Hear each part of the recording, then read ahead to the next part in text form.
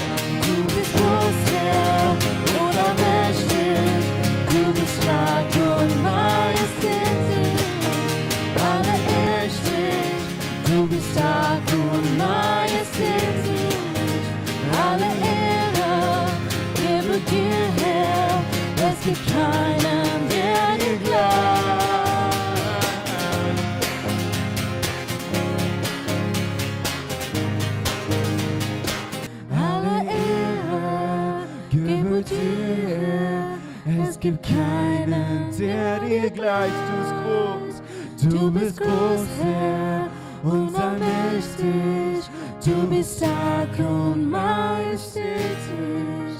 Alle Ehre gebührt dir, Herr, es gibt keinen, der dir gleicht. Du bist groß, Herr, und allmächtig, du bist stark und majestätisch.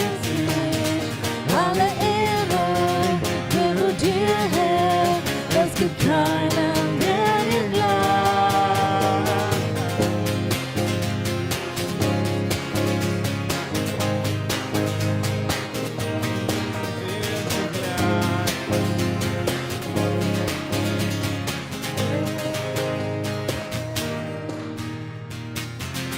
Lass sie uns noch einmal versuchen.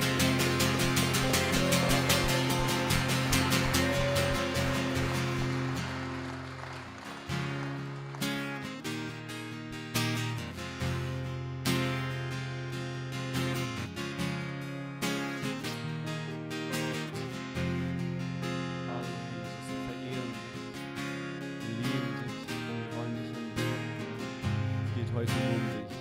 Es geht nur um dich, Jesus. Fülle unsere Herzen. Du bist ewig so, du bist voller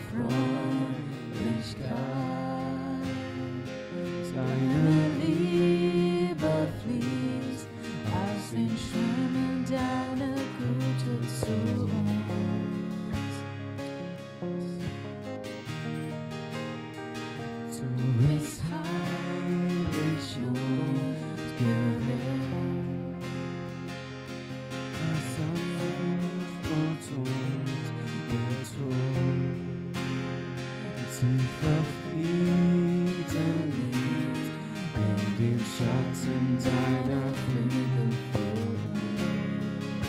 Jedes Herz singt.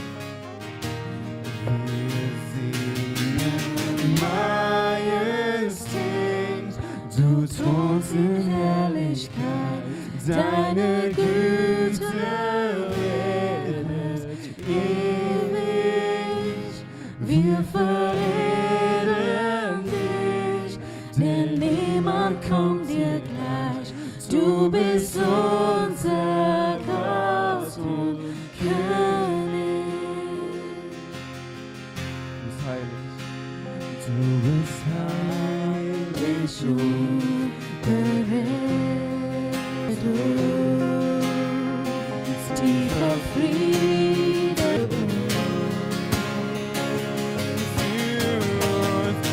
Wir singen Majestät, du thronst in Herrlichkeit, deine Güte redet ewig. Wir singen Majestät, du thronst in Herrlichkeit, deine Güte redet ewig. Wir verehren dich, denn niemand kommt dir gleich. Du erheben deinen Namen, Herr, dir sei Ehre, Ruhm und Macht. Wir erheben deinen Namen, Herr, dir sei erheben deinen Namen, Herr, dir sei Ehre, Ruhm und Macht.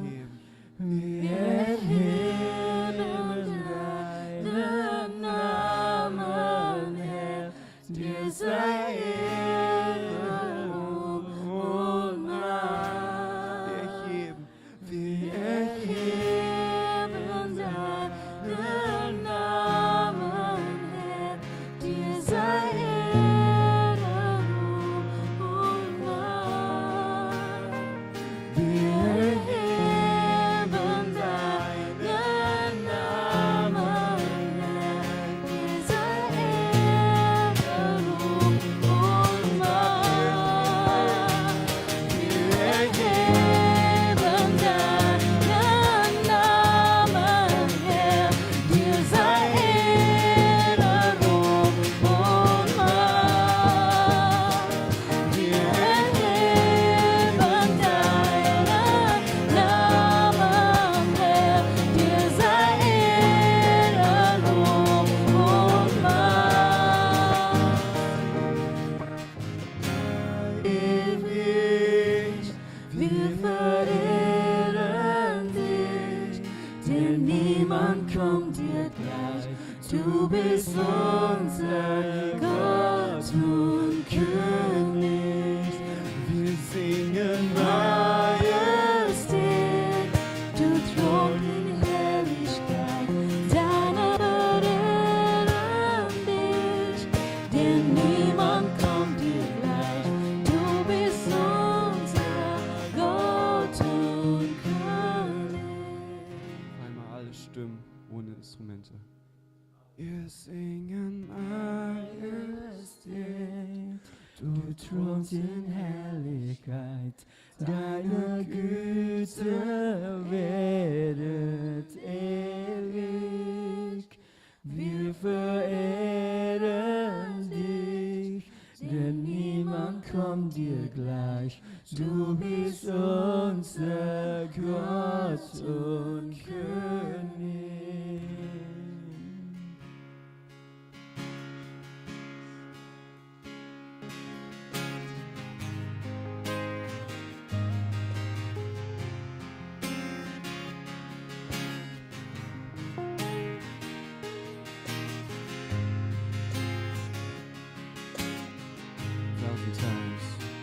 A thousand times I've heard sings everlasting.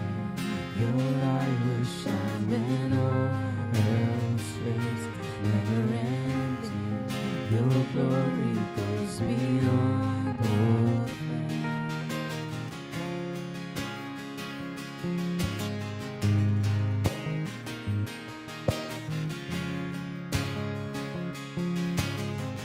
Your will. Above all else, my purpose remains. The art of losing myself and bringing you. Your glory goes beyond all pain.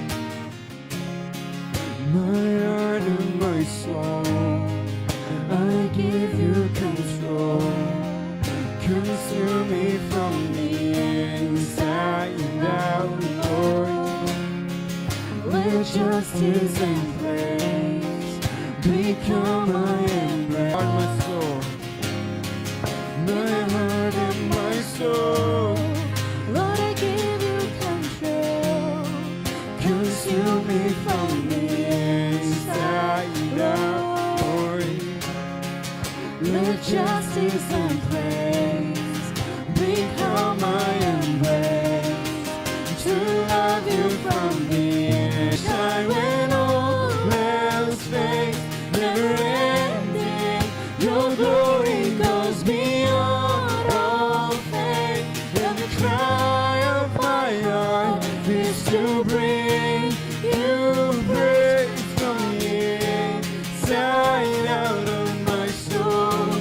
Cries out, everlasting, never ending.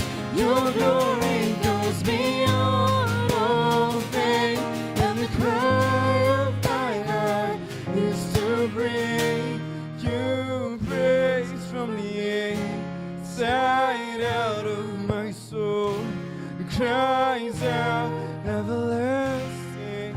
Your light will shine when glory goes beyond all faith, and the cry Of my heart is to bring you praise from the inside out. Of my soul cries out.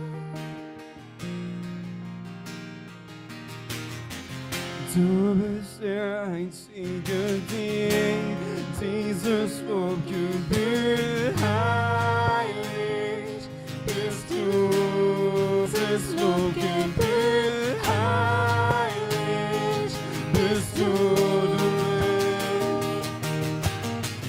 Du bist der Einzige, dem dieses Lob gebührt. Heilig bist du.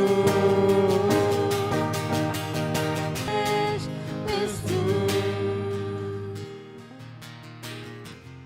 du bist der einzige, den Dieses Lob gebührt.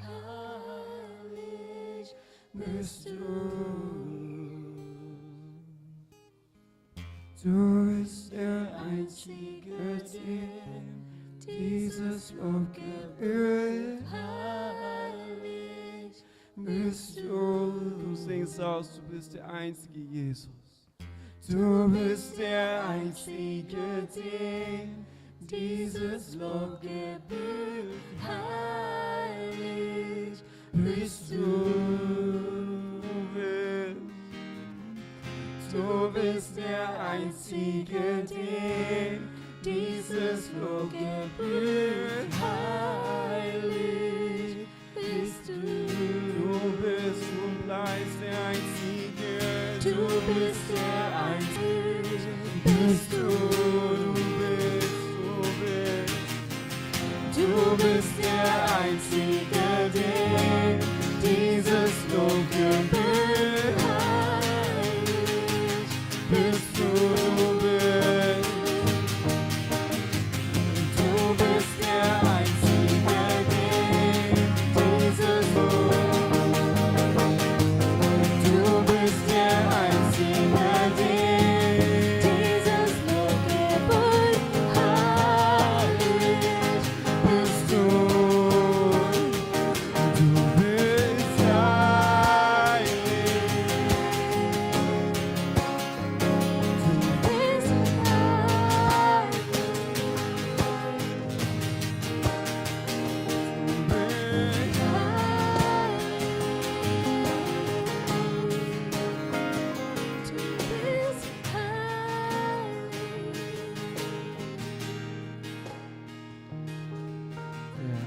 einzige, den Jesus.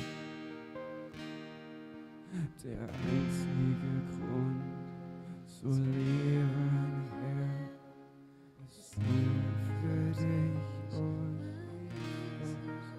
Der einzige, dem alle Anbetung gilt, bist du mein Jesus. Der einzige Grund zu leben, find ich nur bei dir. Sie ist mein Licht und sie setzt mich frei. Liebe Herr, find ich nur bei dir und für immer singe ich dir weit. Oh Wahrheit, Herr, find ich nur bei dir. Sie ist mein Licht und sie setzt mich frei. Liebe Herr, ist nur bei dir und für immer singe ich dir. Und jedes Herz singt. Du bist groß, Herr, und allmächtig. Du bist stark und majestätisch. Alle Ehre gehört dir, Herr. Es gibt keinen, der dir gleicht. Du bist groß, Herr, und allmächtig. Du bist stark und majestätisch, so stark. Alle Ehre gehört dir, Herr. Es gibt keinen, der dir gleicht. Du bist groß, Herr, und allmächtig. Du bist stark und majestätisch. Alle Ehre gebührt dir, Herr.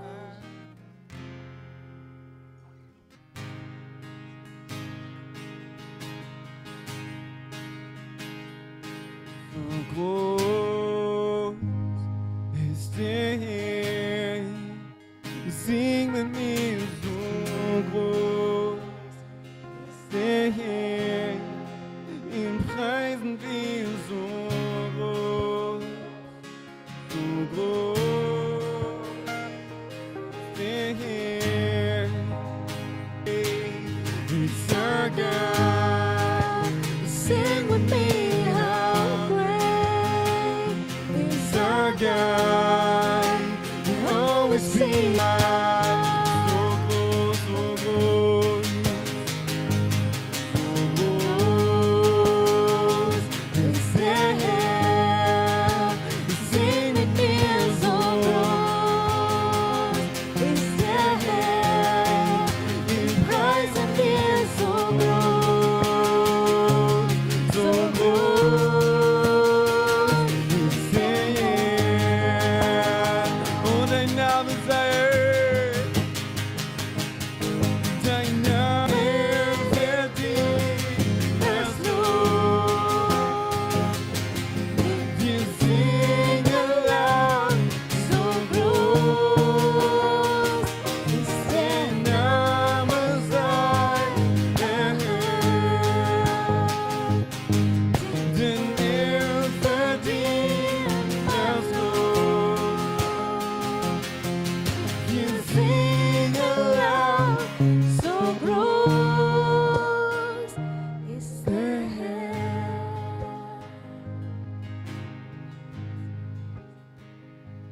so groß ist der, so groß ist der.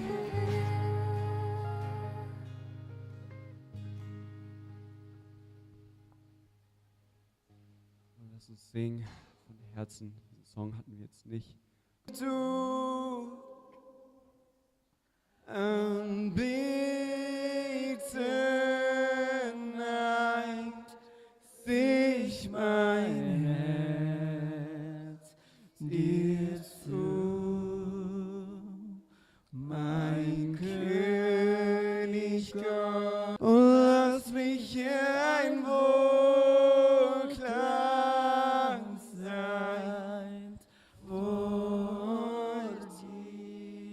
es nochmal singen. Streck deine Hände zu Jesus und sing. Keiner ist wie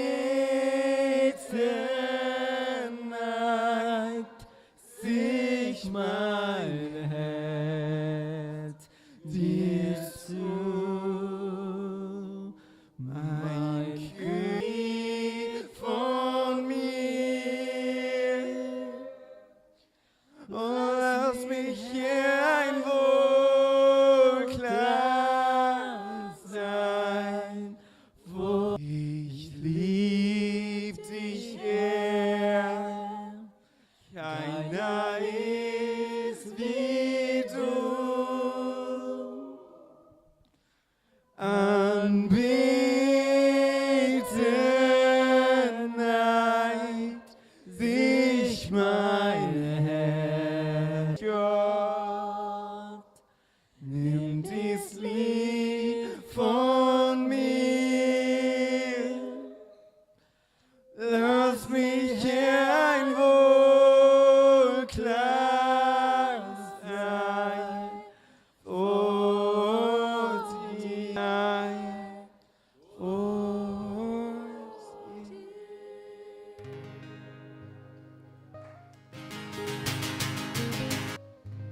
Wir wollen nicht nur denken, lasst auch das geschehen, was wir gestern gehört haben, dass die 99 Grad auf die 100 Grad erhitzt werden. Wir bitten dich um dein Feuer. Dass du uns alle Schuld vergeben hast, aber wir sehnen uns nach reiner ersten Liebe wieder auf uns kommen, Herr. Wir nicht nur durchdringen, Herr. Zünde an dein Erfassen, Herr, worum wir heute gekommen sind, dass einer unter uns kann einen Unterschied machen in dem Leben eines anderen, Herr. Wir bitten dich, Herr, schenk uns Gnade, Herr. Vater, wir wollen auch beten für unsere Kranken, Herr. Wir beten gefallen, war im Krankenhaus, wir haben gestern gebetet. Es geht ihm heute schon besser. Amen. Du erhörst Gebet, Herr. Wir danken dir, du bist ein heilender Gott, Herr. Und wir beten auch jetzt, Herr, dass er entlassen wird, Herr, dass es ihm ganz gut geht, Vater. Wir danken dir, Herr. Vater, wir beten auch, Herr, für Waldemar Koch, Vater, der seine Transplantation gut überlebt hat, Herr, aber immer noch solche Schmerzen hat, Vater. Du kommst gerade jetzt in sein Zimmer, legst ihm die Hände auf, Herr. Und er ist geheilt, Herr, durch deine Präsenz, durch deine Veränderer dieser Welt. In Jesu Namen. Amen. Lächel doch mal deinen Nächsten an und sag, du.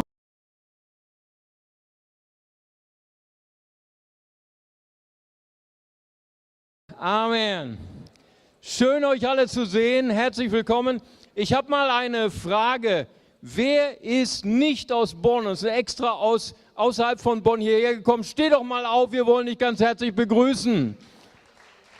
Herzlich willkommen. Sehr, sehr, sehr. Wir machen das, zwar sind wir der Gastgeber, die International Church Bonn, aber wir haben diese Veranstaltung mit 6 verschiedenen Gemeinden gemacht. Wir haben gesagt, wir wollen, dass das ein Ausdruck wird der Einheit. Sprachen im Angebot. Ich weiß, dass das jetzt keinen Sinn hat für die, die mich sowieso nicht verstehen, aber vielleicht kennst du jemanden, der jetzt diese Übersetzung braucht und dann kannst du ihm oder Russisch brauchst, eine Übersetzung, kommst du gerade zu Bedat und er erklärt euch, wie ihr dann die Übersetzung bekommt. Wenn ihr heute Abend Kinder mitgebracht habt, dann freuen wir uns ganz, ganz besonders und die Kinder dürfen jetzt gleich schon zum Kinderprogramm gehen. Wir haben sogar heute Deutsch unten rechts in die Rotunde hinein. Jetzt will ich nicht mehr lange Worte machen.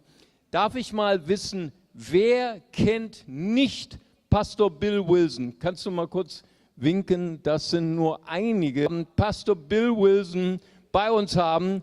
Ich habe gehört, Pastor Bill, du wirst dieses Jahr 75 Jahre alt. Aber irgendwie habe ich den Eindruck, ich kenne dich schon seit 15 Jahren. Du wirst immer jung sein für den Heiligen Geist. Heißt ganz herzlich willkommen, Pastor Bill. Und bevor er hier sprechen wird, wird er noch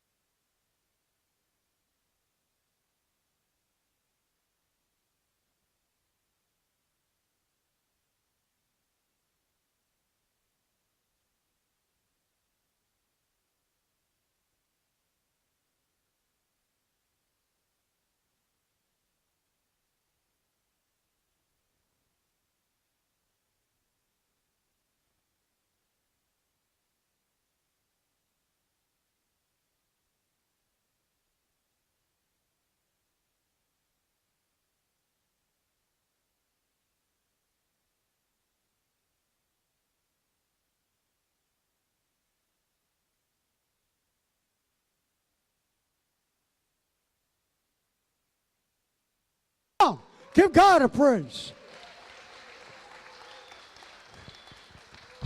Well, I'm learning a little bit better German. Also ich lerne ein bisschen besser. Good. Look at the person next to you. Schau mal die Person neben Now dir look an right at him. Schau and sie noch say, mal an. I'm glad you're here. und sag mal, schön, dass du da bist. Tell him tonight is your night. Sag ihm mal, heute Nachmittag ist dein Nachmittag. Night is your night. Oder heute Abend ist dein Abend. Now, I'm a little bit shocked because in America, so I'm kind of shocked Also ich bin that the bisschen- Germans come out on Sunday night. Ich bin ein bisschen schockiert, dass die Deutschen am Come on. Sonntagabend kommen. Come on. Very exciting. Very Sehr, exciting. sehr begeisternd.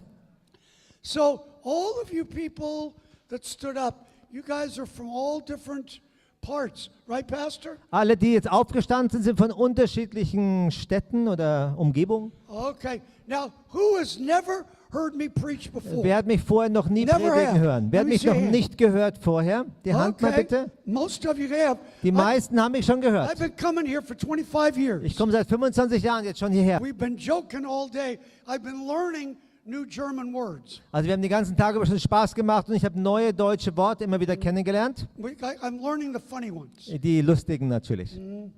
The Schrebergarten. That's like a unique German Das ganze thing. einzigartiges Wort. Viel Spaß beim Übersetzen, liebe Übersetzer. Schreber. Okay, somebody move this junk out of the way here. All right. Whose microphone is this? Wessen Mikrofon ist denn das? I'll sell it. Okay. Ich verkauf's mal. What else? Let's throw Was haben wir that denn out noch of here. hier? Let's get all this out of here. Thank you, gentlemen. Vielen Dank. Thank you. This is our third service for the weekend. Das ist unser dritter Gottesdienst dieses Wochenende.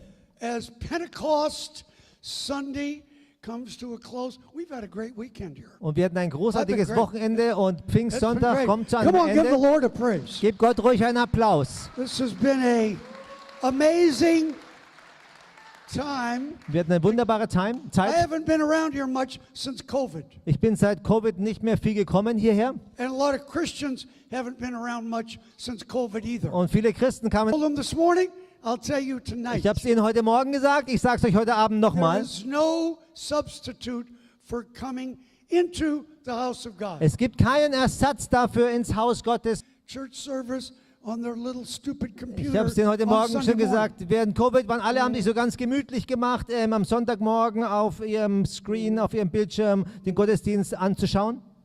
I know how you guys are. Ich weiß, wie ihr so drauf You got seid. way too comfortable.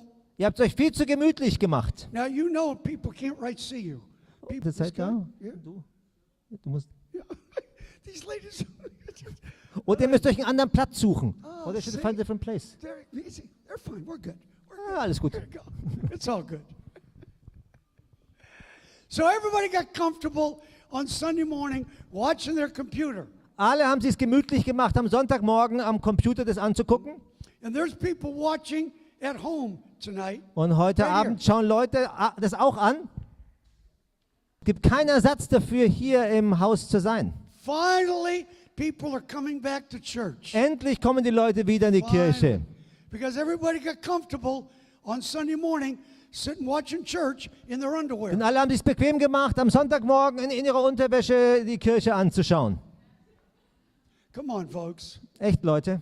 Next Sunday, Nächsten Sonntag, come back to church, whatever church you're from, put on your pants and come back to church on Sunday morning. geh wieder in die Kirche, wo auch immer du dazugehörst, zieh deine Hose wieder an und geh am Sonntag in diesen Gottesdienst.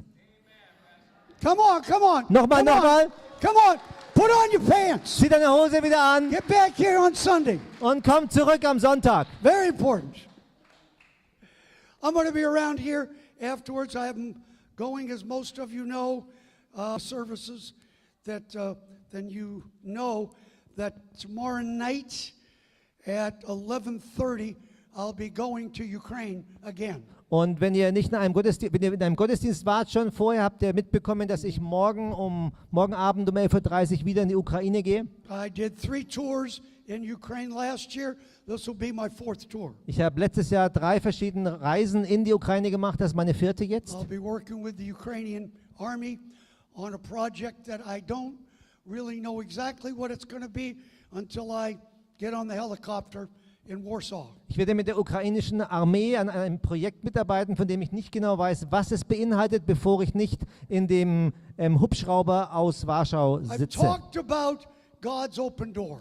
Ich habe darüber, Unusual doors here in Germany. Gott hat ganz besondere Türen für Metro Worldwide geöffnet, aber auch in Deutschland öffnet Gott ganz besondere In Türen. all the craziness that's going on in the world today, and there is no shortage of craziness. In der ganzen Verrücktheit, die in dieser Welt so passiert, und da gibt es genug von dieser Verrücktheit. I told them in the last service, when I was young, Also ich bin jetzt so 75 I schon. may have missed this, Vielleicht habe ich irgendwas übersehen. but I thought Aber ich dachte immer so, that there were only two sexes, dass es immer nur zwei Geschlechter gibt.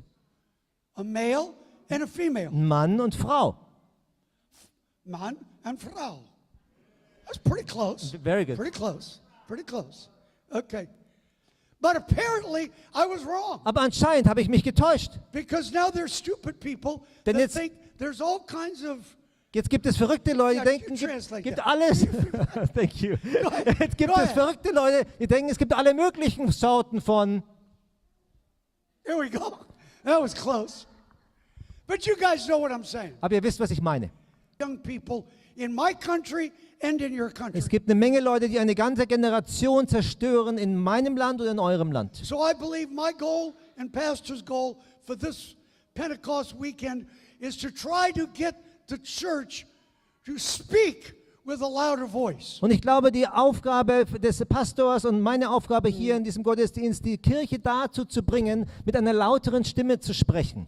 You got a lot of people here that like to talk about football, soccer, Es gibt football. What do they call it? Football. Football. Es gibt eine Menge, It's a stupid game in this part of the world. und ich verstehe das schon, ist eine große Sache hier in diesem Teil der Welt. But you better understand there's a bigger game at stake in the next generation. Aber ihr müsst mal verstehen, es gibt einen größeren. Wonder about who's going to win the next football game. Und wenn die Hälfte der Kirche, der Christen genauso begeistert wäre, wer die Verlorenen zu gewinnen, wie wer die Meisterschaft gewinnt, It's just a game, folks. ist nur ein Spiel, Leute. It has no eternal value. Hat keinen Ewigkeitswert. Sorry. Tut mir leid. Sorry for some of you men Tut mir that leid. think it's a big deal, Einige euch Männer ist ein wichtiges Thema, but it's really not. aber es ist eigentlich nicht. When you understand, when you've seen 23 people murdered like I have, Wenn du 23 Morde von Namen gesehen hast, so wie ich, when you've seen people got their heads cut off like I have, wenn du zugesehen hast, wie Leute der Kopf abgehackt wurde, wie ich das gesehen habe, why do you think the military invites me to go to these parts of the world where people choose not to go? warum denkt ihr, dass das Militär mich einlädt, in solche Bereiche der Welt zu gehen, wo andere Menschen sich entscheiden, nicht hinzugehen? Because I've learned in life what's important and what is not. Denn ich habe im Leben gelernt, was wichtig ist und was nicht wichtig ist. That's why we're here tonight. Deswegen sind wir heute Abend hier. I'm going to speak to you about some things that have eternal value tonight. Und ich- That's the point of this. Und ich werde heute Abend über ein paar Dinge sprechen, die Ewigkeitswert haben, und darum geht es hier. And somehow the church has got to rise up and start speaking and influencing in this world in a greater way than we ever have before. Und die Kirche muss irgendwie aufstehen und anfangen, lauter zu sprechen und Einfluss zu nehmen in dieser Welt, als sie je zuvor das getan hat. So I figure I may not ever be invited back to Germany again. Und ich habe mir überlegt, ich werde vielleicht nie mehr nach Deutschland eingeladen. And I'm 75 years Und ich bin old. 75 Jahre. That's my new German word. Ach. Mein neues deutsches When I Wort. don't know what to say, it's just ach. Wenn ich nicht weiß, was ich sagen soll, sage ich einfach das. So I thought when I was, Diese engen Stretch-Jeans an. you know, I'm gonna, Du wusstest schon, ja, um dich geht's da, ja. yeah. But see, now it's 75. See, I've been waiting my whole life to be 75 years old. Aber wisst ihr jetzt mit 75, ich habe also mein ganzes Leben drauf gewartet, 75 Jahre alt zu sein. Finally, Endlich! Endlich!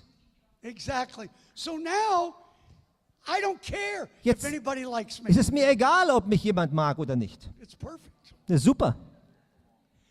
You know, when you've understood in life what's important, and Wo du realisierst, it's only one life. Es ist nur ein Leben and it'll soon be past. und es wird bald vorbei sein. Only the things done for Christ are going to last anyway. Und nur die Dinge, die du für Christus tust, werden sowieso Bestand haben. Everything else goes. Alles andere wird verschwinden. Everything goes. Alles andere, Seen tonight, something that's heard etwas, das gesehen oder gehört wird heute, will force you to see your life through a different set of eyes. das dich zwingt, dich und dein Leben mit anderen Augen anzuschauen. I don't know what I'm walking into when I get to Ukraine Monday night. I don't know. Ich weiß nicht, in was ich hineinlaufe am Montagabend, wenn ich in die Ukraine They've been fliege. the other tours that I've been to, I kind of knew what my job was. Bei den anderen Reisen, die ich gemacht habe, wusste ich ungefähr so, was meine Aufgabe war.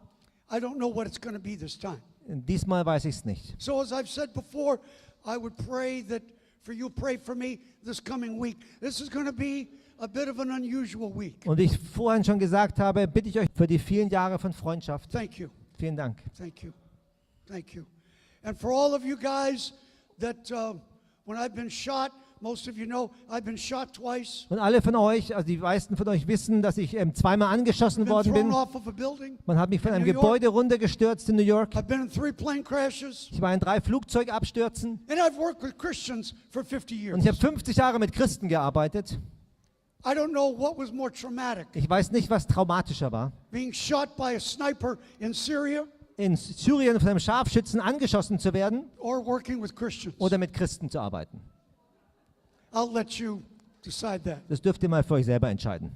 Into this new year. Aber ich bete, indem wir in diesem neuen Jahr uns bewegen hier, Coming out of this whole COVID mess. während wir aus dem ganzen Chaos von Covid rauskommen. I was invited to work in a COVID hospital there in Brooklyn, New York, by where we live, In Brooklyn, New York, wo ich lebe in der Nähe, bin ich eingeladen worden, zu einem Covid-Krankenhaus zu arbeiten. where even family members were not allowed to go into the hospital to visit their dying relatives that were dying of COVID. Wo selbst die Familienangehörigen nicht erlaubt war, reinzukommen und ihre im Sterben liegenden Angehörigen zu besuchen. But most of you know, I've lived now in New York City for 43 years. Aber die meisten von euch wissen, ich lebe jetzt seit 43 Jahren in New York City. Interessante Zeit, wenn die Regierung tatsächlich sagt, We're not going to let anybody else go into the hospital, but we need you to come in and pray with the doctors, pray with the nurses. wir lassen niemand anders ins Krankenhaus rein, aber wir bitten dich, dass du mit den Ärzten und mit den Pflegern dort betest. I had to put all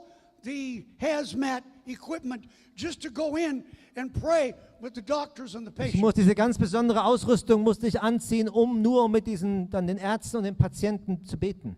So when I speak to you tonight, understand I'm not just another preacher from America. Also wenn ich heute Abend zu euch rede, müsst ihr im Hinterkopf behalten, dass ich nicht einfach ein weiterer Prediger aus Amerika bin. I don't like them either. Ich mag die auch nicht. We'll just leave it at that. Das lassen wir mal da so. But when I talk to you guys tonight, it's 50 years of experience in all different kinds of situations. Aber wenn ich heute Abend zu euch spreche, sind da 50 Jahre von Erfahrung in ganz unterschiedlichen Situationen. After COVID, there were over 300 churches in New York City that closed their doors, sold the building. Those preachers left, quit, walked away from the ministry. Nach Covid gab es in New York City 300 Kirchen, die ihre Türen zugemacht haben, die Gebäude verkauft haben und die Pastoren haben aufgehört, dort zu arbeiten. Listen very carefully to what I'm telling you here. Hört mir sehr gut zu, was ich euch hier sage. So just after COVID, there were 300 churches, 300 pastors who said, Nach Covid gab es 300 Kirchen, 300 Pastoren, die gesagt haben, God called them oh Gott hat sie gerufen, until life got tough. bis das Leben schwierig wurde. See, what you've got here with me and him, Was ihr hier habt zwischen uns beiden hier, we understand tough. wir verstehen schwierig. Him and I understand rough very well. Wir verstehen sehr gut, was schwierig bedeutet. He understands the battles of life. Er versteht die Kämpfe des Lebens. So do I. Ich auch. So when I speak, when you watched in America, they quit the ministry Wenn folks. also in Amerika 800 bis 900 vollzeitliche Pastoren oder Angestellte in der Kirche jeden Monat ihren Dienst aufgeben, jeden Monat. How can that be? Wie kann das sein? Because if I could line them up in a line Denn right here wenn ich sie alle aufreihen könnte hier and ask them, und sie fragen würde, did God call you? die würden alle natürlich sagen, ja, Gott hat mich gerufen. Really? Echt, Or ach? tatsächlich. Yeah, either one. Ach. But if I'd ask him, God, you said he called you, but now you quit and you got tired and you got disappointed and you got disillusioned. Du bist desillusioniert worden. You know how not to ever be disillusioned? Wisst ihr, wie man nicht desillusioniert werden kann? Don't be illusioned. Bekommt keine Illusionen. Illusion von etwas hast, dann kannst du auch nicht desillusioniert werden. Look at the person next to you. Schau mal die Person neben dir an. Schlag him in the arm. Schlag dir mal auf den Arm. Tell somebody, say, you better pay attention. Sag mal zu jemandem, pass mal auf hier. I'm going to try and save some lives tonight. Ich versuche hier ein paar Leben zu retten. I'm going to try to save some ministries tonight. Wir wollen heute Abend ein paar Dienste retten. I'm going to try to save some marriages. These 300, this was just New York City, 300 churches quit. Preachers walked away. Diese 300 Kirchen, und das waren nur New York City, haben aufgegeben und die Prediger, Pastoren sind weggegangen. 300, yeah. Did you get that? 300. Okay, pay attention. So, how does this work? Wie kann das sein? So, you're telling me that you're just going to walk away? Und jetzt gehst du einfach weg? The God who created the heavens and the earth. Der Gott, der Himmel und Erde geschaffen hat, Everything else is made in China. alles wird ja andere wird in China hergestellt, But that's another message. aber das ist eine andere Botschaft. So tonight, probably have not either researched or heard someone talk about. Werde ich mit euch durch eine alttestamentliche Geschichte durchgehen, die ihr vielleicht noch nicht... Done. Und ich glaube, es wird für euch Sinn machen, wenn wir fertig So sind we've got dann. a couple of things. I've talked about everything that's on the table. Wir haben ein paar Sachen, habe ich schon drüber gesprochen, die wir auf dem Tisch haben da So I'm not going to hinten. spend a lot. The largest Sunday school in the world today. Das ist das erste Buch, erzählt die Geschichte, wie Metro die größte Sonntagsschule der Welt heute geworden ist. 300.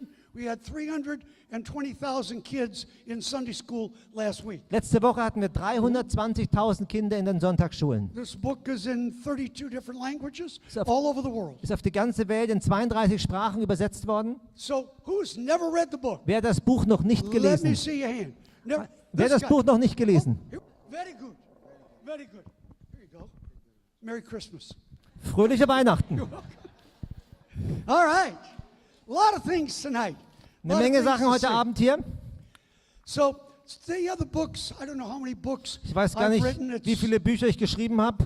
They're all in German over there. Die sind jetzt alle auf Deutsch auch übersetzt da drüben. Different messages that I've Unterschiedliche preached in conferences. Predigten, die ich auf Konferenzen gepredigt habe. Garbage dump, make by hand. Die Armbänder, die unsere Frauen, die auf dem Müllberg leben, mit der Hand herstellen. When you look at these bracelets, the ladies get out of the garbage every morning. They got the cover of glossy magazines. Wenn man diese Armbänder anschaut, diese Perlen da, das sind die Frauen, die holen aus dem Müll diese Einbände von diesen Hochglanzbroschüren They cut them into strips. und sie schneiden diese They in let 'em- Streifen. They roll them up into these beads. Die machen sie nass und drehen sie dann und rollen sie auf wie in diese Perlen. And they put little beads in there. Und dann machen sie kleine Perlen dazwischen. When I saw the ladies making these the first time, I said, I'm taking these everywhere in the world and let people know these make a great gift, and this is how we help the ladies to put their kids in school and feed their families. Als ich zum ersten Mal gesehen habe, wie diese Frauen das gemacht haben, habe ich gesagt, ich werde die auf die ganzen Welt mitnehmen und werde sie vorstellen und zeigen, weil so auf diese Art und Weise finanzieren die Frauen sich, ihr Essen und die Kinder zur Schule zu It'll schicken. help you to remember these folks in prayer. Und es wird dich auch daran erinnern, an diese Menschen I auf der want to give Welt. this to a lady. Ich möchte es einer likes Frau jewelry? schenken, Somebody die like the jewelry Schmuck here? mag. Let's Gibt es see, jemanden, der it's Schmuck mag hier? Blue. Up, come, quick. Komm mal schnell. Jump. All right, here we go. And it matches your shirt. Mal schauen, es passt That is sogar zu perfect. deinem Put T-Shirt. that on there. Remember to pray for our ladies. Denk dran und You're bete welcome. für die You're welcome. Frauen dort. You're welcome. Wir werden heute Abend an den Tischen sein, solange wie ihr möchtet. But the most important thing you will see on the tables are these pictures. Aber das Wichtigste, was ihr auf diesen Tischen sehen werdet, sind diese Bilder hier. And I've talked about this. Dafür. I know most of you at this point know me. You know my personal testimony. Und ich weiß, die meisten von euch jetzt kennen mich und meine persönliche Geschichte mittlerweile. But for those of you that maybe aren't familiar with me and Metro World Child, Aber für die von euch, die mich und Metro World Child noch nicht so gut kennen, you know that my mother, who was an alcoholic, left me on a street corner, walked away, and she never came back. ihr müsst wissen, dass meine Mutter, die war Alkoholikerin, hat mich in der Straßenecke zurückgelassen, ist weggegangen und kam nie wieder zurück. And I sat on that street corner for 3 days without food or water. Und ich saß 3 Tage lang ohne Essen und Trinken an dieser Straßenecke. And finally, on that third afternoon, one person stopped to pick me up. Und schließlich an diesem 3. Nachmittag Krankenhaus, wo er seinen eigenen Sohn besucht hat, der im Sterben lag. But he stopped. Aber er hielt an. Listen to me. Und hört mir zu. He stopped. Er hielt an. He stopped. Er hielt an. Nobody else stopped. Niemand anders sonst hielt an. I often wonder what would have happened to me Ich frage mich oft, was mit mir passiert wäre, as a 12-year-old boy. What would have happened to me if that ordinary Christian would not have stopped? was mit mir, dem 12 Jahre alten Jungen, passiert wäre, wenn dieser normale Christ nicht angehalten hätte. Interesting how all it takes is one moment in life. I call them defining moments. Es ist interessant, es gibt diesen einen Moment, diesen bestimmenden Moment im Leben. One moment in life Ein Moment und Zeitpunkt im Leben can change the direction of your whole life forever. kann die Richtung und das Ziel deines Lebens für immer verändern.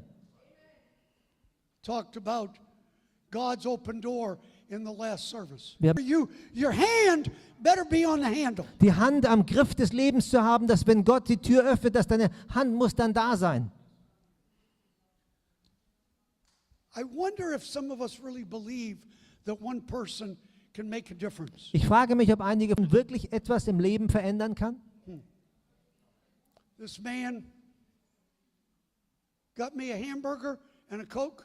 Der Mann hat mir einen Hamburger und eine Cola besorgt. He made some phone calls. Er hat ein paar Telefonanrufe gemacht. And 5 hours after this meeting on a street corner, Und 5 Stunden nach dieser Begegnung an der Straßenecke he chose to sponsor me to go to a Sunday school camp. This is all within a 5-hour period of time. entschied er sich für mich zu bezahlen zu einem Sonntagsschul, nicht ein einziges Mal in der Kirche Never gewesen. heard the gospel. Habt ihr das Evangelium noch nie gehört?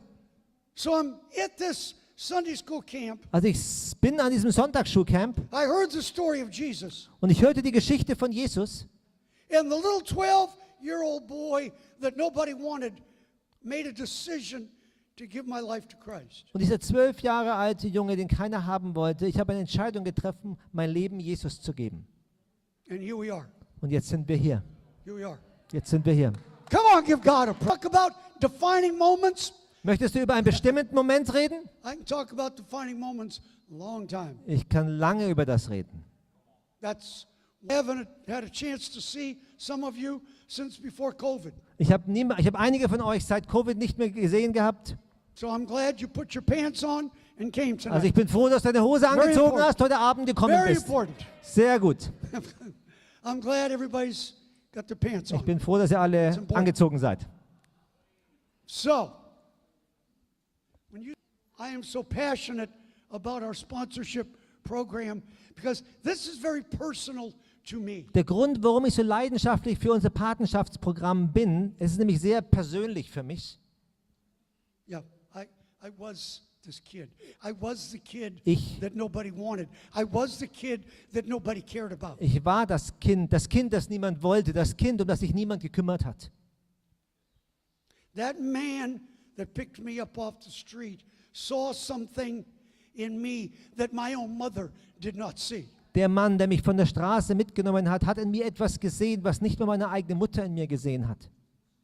You'll have a chance tonight to do something he did for me when he picked me up. Genauso wie dieser Mann das damals gemacht hat, als er mich mitgenommen hat.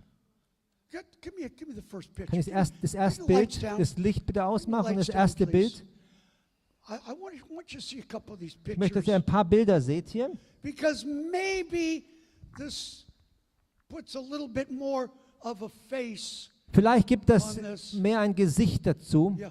This little one here, that's 40 people with me every March to go with me to visit the kids we work with in Manila in the Philippines. Jedes Jahr im März nehme ich etwa 40 Leute mit mir, um diese Kinder auf den Philippinen zu besuchen, wo wir arbeiten. Go with me. Komm mal mit. Some of you need to walk with me in some of these places where I go. Einige von euch müssten mal mit mir mitlaufen an diesen Orten, wo ich bin. Yeah. Go with me to Africa. Komm mit mir nach Afrika. God has opened up the doors for 3 new countries there. What do we got? Rwanda? Gott hat die Tür aufgemacht für Zambia? 3 neue Länder hier, Ruanda, Sambia Yeah. Burundi? und Burundi. The governments of those countries have asked us to go and start Metro Sunday School in those countries. Die Regierungen haben uns angefragt, in ihren Ländern Metro Sonntagsschule anzufangen. Go with me to Africa. Komm mit mir mit nach Afrika. I wish some of you would have been with me when I cut the little girl who had been tied to a tree where her parents left her to die of starvation and the animals would come and eat her. Ich wünschte, einige von euch wären mit mir dabei gewesen, als ich ein Mädchen freigeschnitten habe. Ein Mädchen, das an einem Baum angebunden worden war von ihren Eltern, um zum Verhungern dort und dass die Tiere sie auffressen. Walk with me. Komm mit mir mit. See, when I come to Germany, I make a choice to enter your world. Wisst ihr, wenn ich nach Deutschland komme, entscheide ich mich in It's my choice. It's in my choice to come here. eure Welt zu kommen. Das ist meine Entscheidung. This is not my world. Das ist nicht meine Welt hier. It's your world. Das ist eure Welt. But I've come to be a part of your life and your world. Aber ich komme, um ein Teil von eurer Welt, eures Lebens zu sein. I call this the Schnitzel world. Ich nenne das so die Schnitzelwelt. I don't know what else to call it. Ich weiß nicht, was ich sonst nennen soll. But this is the Schnitzel world. Also die Schnitzelwelt. But see, tonight, for a couple minutes that I've got with you, I'm going to bring you into my world. Aber wisst ihr, und meine Welt ist nicht so wie eure Welt. You know that now. Und das wisst ihr jetzt. So walk with me for a minute to the Philippines. Also komm mit mir mit für ein paar Momente auf die Philippinen. Sie leben in einer Hütte auf den Philippinen. And she started coming to Sunday school. Und sie fing an, in die Sonntagsschule zu And kommen. on one of my first trips, I saw her in Metro Sunday School, and I could, some of you won't get this, but I'm going to throw it out there.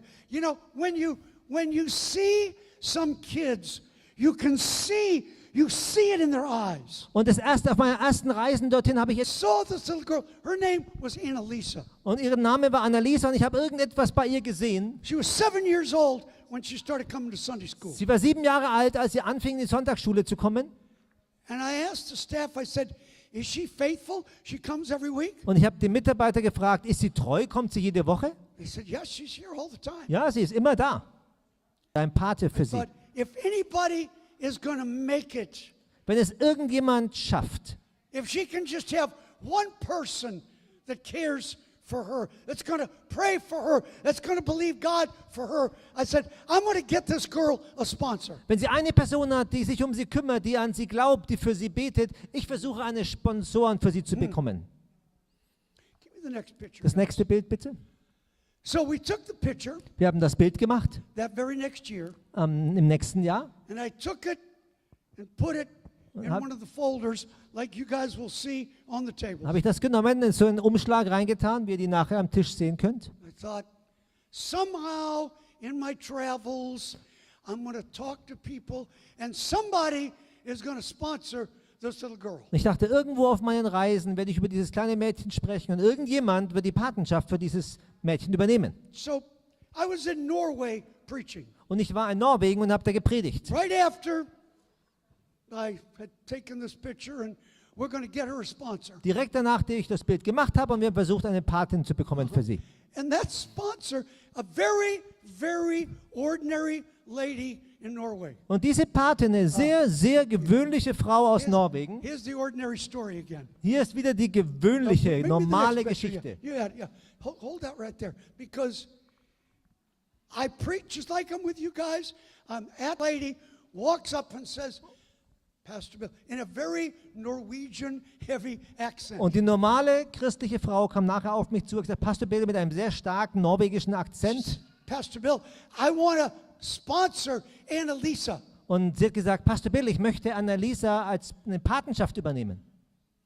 That was it. Und das war's. It's kind of like the guy that picked me up off the street. Bisschen so wie der Typ, der mich von der Straße mitgenommen hat. He saw the need. Er sagt, die Not war der Ruf für diese kleine norwegische Frau. I remember the night. Ich erinnere mich an den Abend. I knew it because Und- she would tell me. She said, Pastor Bill, and I would pray for Annalisa every day that God could put his hand on that little girl. Und diese Patin hat jeden Tag für das Mädchen gebetet, weil ich wusste, jetzt mir gesagt, Pastor Bill, ich bete jeden Tag für dieses kleine Mädchen, dass Gott sie gebrauchen wird. And then a couple of years, sponsor child, as you choose to be. Denn du kannst so sehr an dem Leben deines Patenkindes beteiligt sein, wie du das möchtest. Go with me to the Philippines. If you sponsor a kid in Philippines, you can meet him. You can Komm mit mir auf die be Philippinen. involved in what God is doing in their life. Komm mit mir auf die Philippinen, wenn du ein philippinisches Kind unterstützt. Komm mit mir, du kannst an dem Leben beteiligt sein. So a couple of years into the sponsorship, Also ein paar Jahre später, the Norwegian lady got a hold of me. die norwegische Frau hat mich irgendwie erreicht She said, Pastor Bill, und sie hat gesagt, Pastor Bill, I want to do something for Annalisa for her birthday this year. ich möchte dieses Jahr eine kleine Karte, wäre vielleicht nett. No, because you can write cards and letters to the kids Du and they'll kannst write auch back to you. Karten schreiben und Briefe und die schreiben auch zurück. And she said, Pastor Bill, I wrote to Annalisa and I asked her, what did she want for her birthday? Und ich habe gesagt, Pastor Bill, ich habe ihr eine Karte geschrieben, habe sie gefragt, was möchtest du denn für seit deinem Geburtstag? And I didn't know this. Und das wusste ich nicht. I said, well, what did she say? Und ich I hab- thought this little girl's asking for a car or a Und house ich habe mir or gedacht, something. okay, was hat sie denn gesagt? Ich dachte mir, dieses Mädchen wünscht sich vielleicht ein Auto oder ein Haus. So I'm getting nervous now with the sponsor. Ich war jetzt ein bisschen nervös wegen der I said, Patin. What did Annalisa ask you for her birthday? Und was hat sich Annalisa denn für ihren Geburtstag gewünscht? She said, Pastor Bill, Annalisa said she's never had a birthday cake and she would like to know if somehow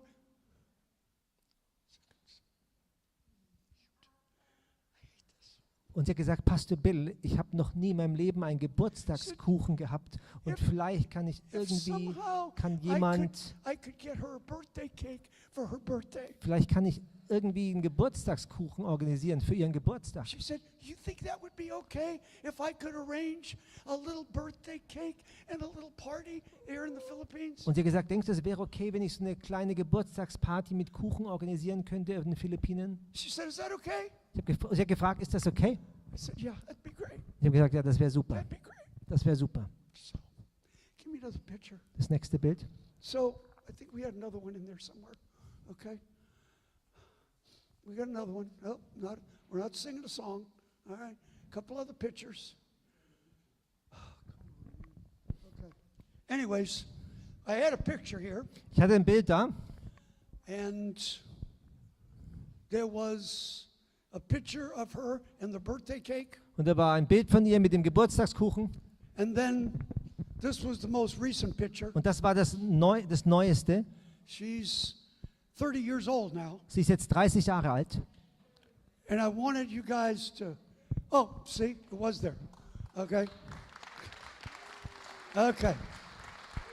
That was the birthday. It's just late. Das war der Okay. Geburtstag. So I wanted you to see all this stuff because I needed you to see what happens when one person, the ordinary person, chooses to do something very ordinary. Ich wollte, dass ihr das seht, habe ich mitgenommen, damit ihr versteht, wenn eine gewöhnliche Person sich entscheidet, etwas ganz Gewöhnliches zu tun. That doesn't seem very important to most people in a country like Germany. Das für die meisten Menschen im Land wie Deutschland nicht so besonders ausschaut. But when you live in a garbage dump, Aber wenn du auf dem Müllberg wohnst, you understand what I'm saying. ihr wisst, was ich meine. Yeah. So that one picture with her, the one with me and her. Flip, yeah, that one right there. Yeah. I saw her Ich habe sie gesehen not long ago. vor nicht allzu langer Zeit. She's had a very hard life. Sie hat ein schwieriges Leben. And I got the chance to pray with her after the service there in the Philippines. Ich hatte die Chance, mit ihr zu beten nach einem Gottesdienst auf den Philippinen. We prayed together. Wir haben gemeinsam gebetet, We cried together. wir haben gemeinsam geweint. But one of the things she told me, Aber eine der Sachen, die sie mir erzählt hat, she said, Pastor Bill, I will never forget what my sponsor did for me on my birthday. sie hat gesagt, Pastor Bill, ich werde nie vergessen, was meine Patin für mich an meinem Geburtstag getan hat. The simple things in life, my friends, Die einfachen Sachen im Leben, meine make a Freunde, difference. machen einen Unterschied. Simone, come here. Simone, komm mal. This lady has been in New York now over 20 years. Diese- She came to visit to New York, Diese Frau ist seit über 20 Jahren in New York City. Sie kam als Besucherin and she never left. und sie ging nie mehr weg. So for those of you that want to come visit me, be careful Die von euch- because you Es ist einfach schwierig, wenn man wirklich sieht, was dieser Dienst ganz, ganz praktisch in dem Leben von den einzelnen Kindern bewirkt. Was Pastor Bill gerade hier erzählt hat mit der Annalisa, das ist so real, wie es nur sein kann. Das sind wirkliche Kinder. All diese Kinder, die ihr hier seht, das sind nur einige von den Kindern, die uns regelmäßig unsere Metro-Sonntagsschule besuchen. Und wenn Pastor Bill von 320.000 Kindern, das sind Kinder, die da kommen. Das ist dieser eine Junge, dieses eine Mädchen hier, der kleine John, kleine Junge, der kommt. Und in diesem Leben kann man einen Unterschied machen. Und vielleicht wundert ihr euch, na, hier ist Pastor Bill, der erzählt von all diesen großen Sachen, die auf der ganzen Welt passieren. Und die Metro-Teams gehen in alle Welt und machen diese großen Dinge für Gott. Was kann ich hier machen? Vielleicht hast du einfach deinen Job und deine Familie und hast das Gefühl, schon so viel los. Was kann ich denn für einen Unterschied in dem Leben von irgendjemand machen? So kannst du das machen. Und es ist ganz, ganz einfach. Das ist eine monatliche Sache. Ich gucke mal kurz hier rein. Genau. Also hier kriegt ihr sowas, das erzählt euch alles über dieses ganz besondere Kind. Was ist so speziell darüber? Wie alt, wie ist der Name? Wie lebt sie? Wie lebt er? Und das ist für euch mit nach Hause nehmen, falls ihr es möchtet. Und dann einfach kommen, diese Karte hier drin ausfüllen und zu einem von unserem Team geben und dann ganz bequem Dauerauftrag einrichten. Das kostet nur 32 € im Monat. Und damit könnt ihr wortwörtlich ein Leben verändern. Von der Annalisa, ich kenne sie. Wir haben sie wirklich gerade im März gesehen. Ihr Leben wurde komplett verändert. Würde sonst komplett anders aussehen. Ich war bei ihr im Haus, in der Behausung vor vielleicht 13, 15 Jahren, wo sie gewohnt hat, auf so einem Stelznerhaus, hat man vorhin gesehen, in der Slum-Gegend von Manila. Ihr Leben wurde komplett verändert durch diese Patenschaft. Und das könnt ihr heute bewirken. Danke. Ja.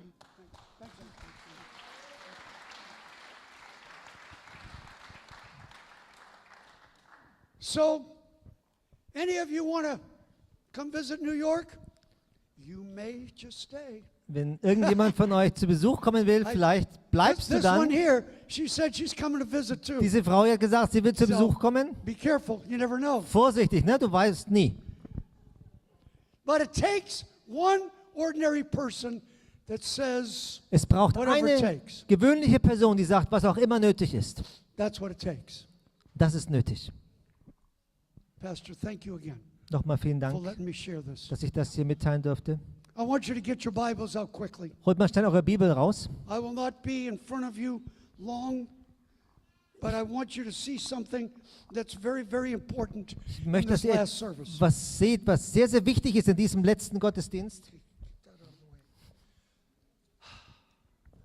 I want you to open to the book of Judges, chapter number 20. Ich möchte, dass ihr im Richter Kapitel 20 aufschlagt. Book of Judges, chapter number 20. Im Buch der Richter im Kapitel 20.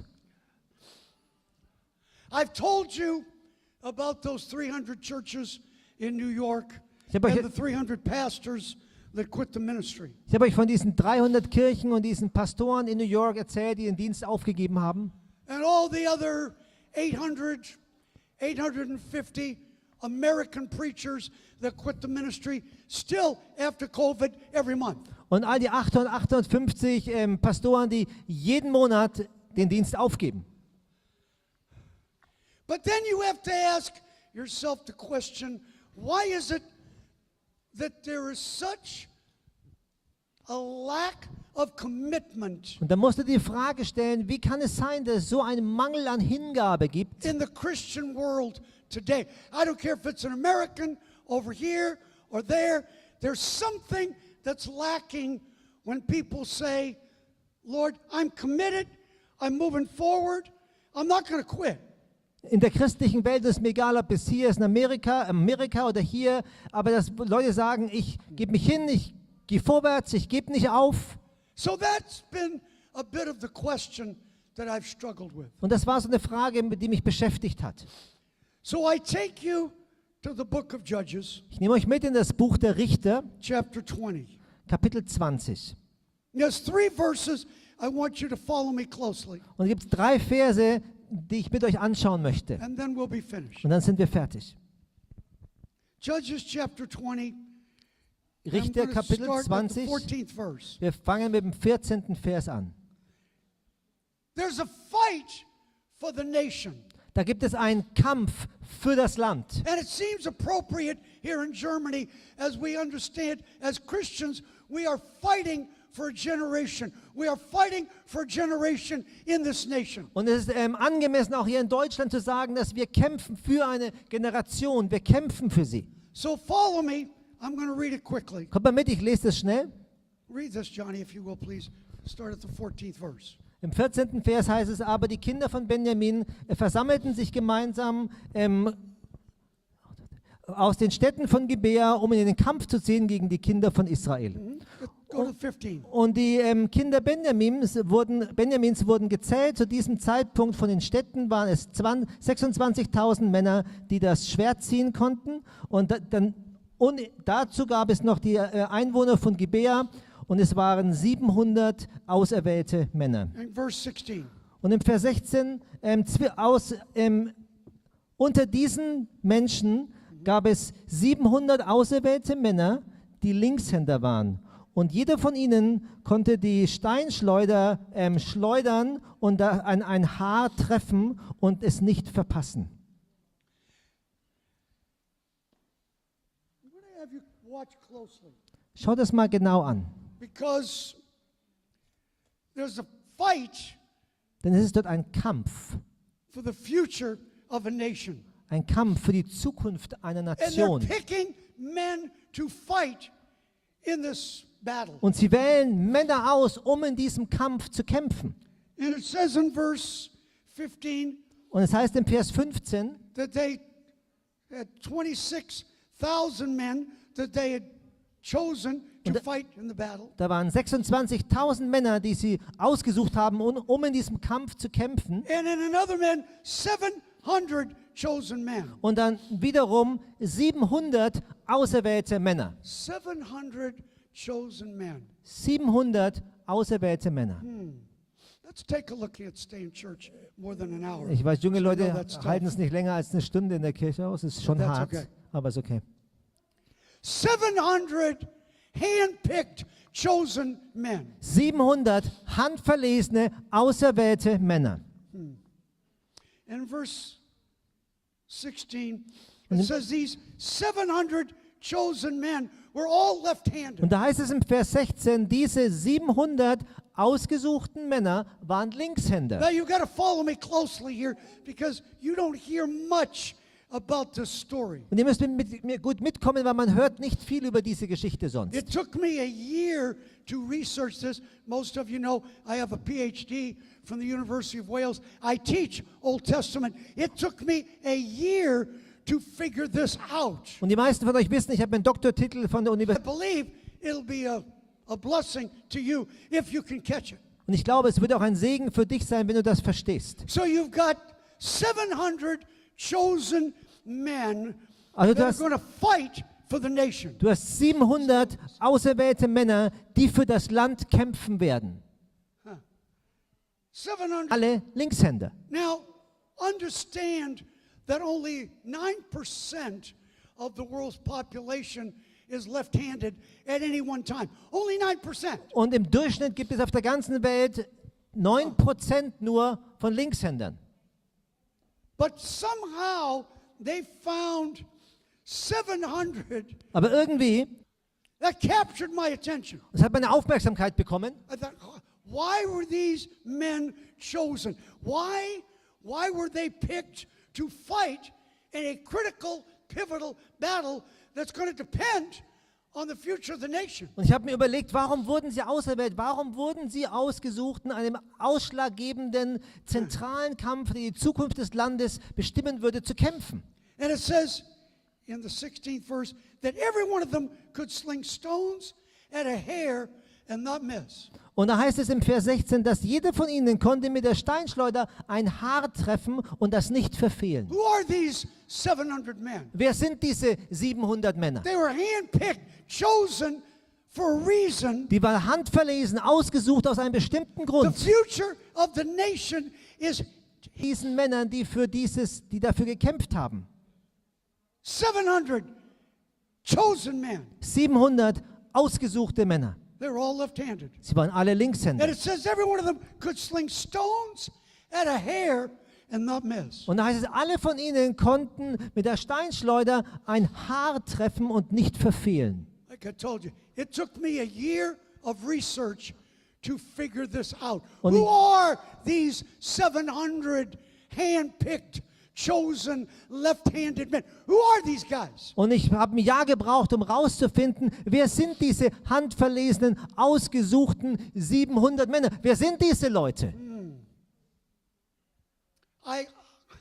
Because I went to school in Wales and got the PhD from the University of Wales, they have a lot of these old bookshops there where you could buy books from the 1700s. Und weil ich an der Universität von Wales studiert habe und dort auch die Vorlesungen angehört habe, die haben viele von diesen alten Buchläden, da kann man alte Bücher auch vom 16., 17. Jahrhundert, findet man da noch zum Kaufen. I love history. Ich liebe Geschichte. I think now that I'm old, I really like history. Und je älter ich werde, umso mehr mag ich Geschichte. I like the old things. Ich mag die alten Sachen.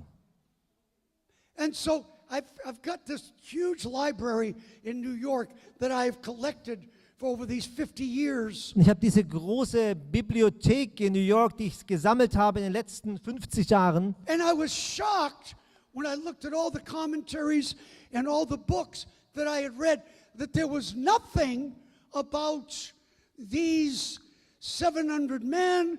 Why were they left-handed? Und ich- What was the deal here? Und ich war schockiert bei all den Kommentaren und die Auslegungen, die ich hatte, habe ich nichts gefunden über diese 700 Männer, warum sie ausgesucht waren, was war besonders mit ihnen. Every commentary I looked at, there was nothing. I was shocked that certainly not some theologian or scholar had some information on these 700 men. Und alle Kommentare, die ich angeschaut habe, ich war schockiert. Es gab keinen Theologen, der irgendwie zusätzliche Informationen hatte, They were not right-handed. weil sie nicht Rechtshänder waren. That was an American commentary. Duh. Das war wirklich ein hilfreicher Nothing. Kommentar. I couldn't find anything. Nothing made sense. Da war nichts, ich habe nichts gefunden. So I'm working months Und Monate suche ich also trying to find some information. Und versuche- some back. And then I found one book in Wales. und habe ich ein Buch gefunden in Wales. It was one little book just on the book of Judges. Das war ein kleines Buch, nur über das Buch der Richter. Take the picture down. Das Bild können wir wegmachen. And it said, there was the preacher's name of White, if I remember Und ich right. glaube, der Name von dem Prediger war White, wenn ich mich richtig Take the erinnere. pictures down. Die Bilder Take 'em ganz down. weg.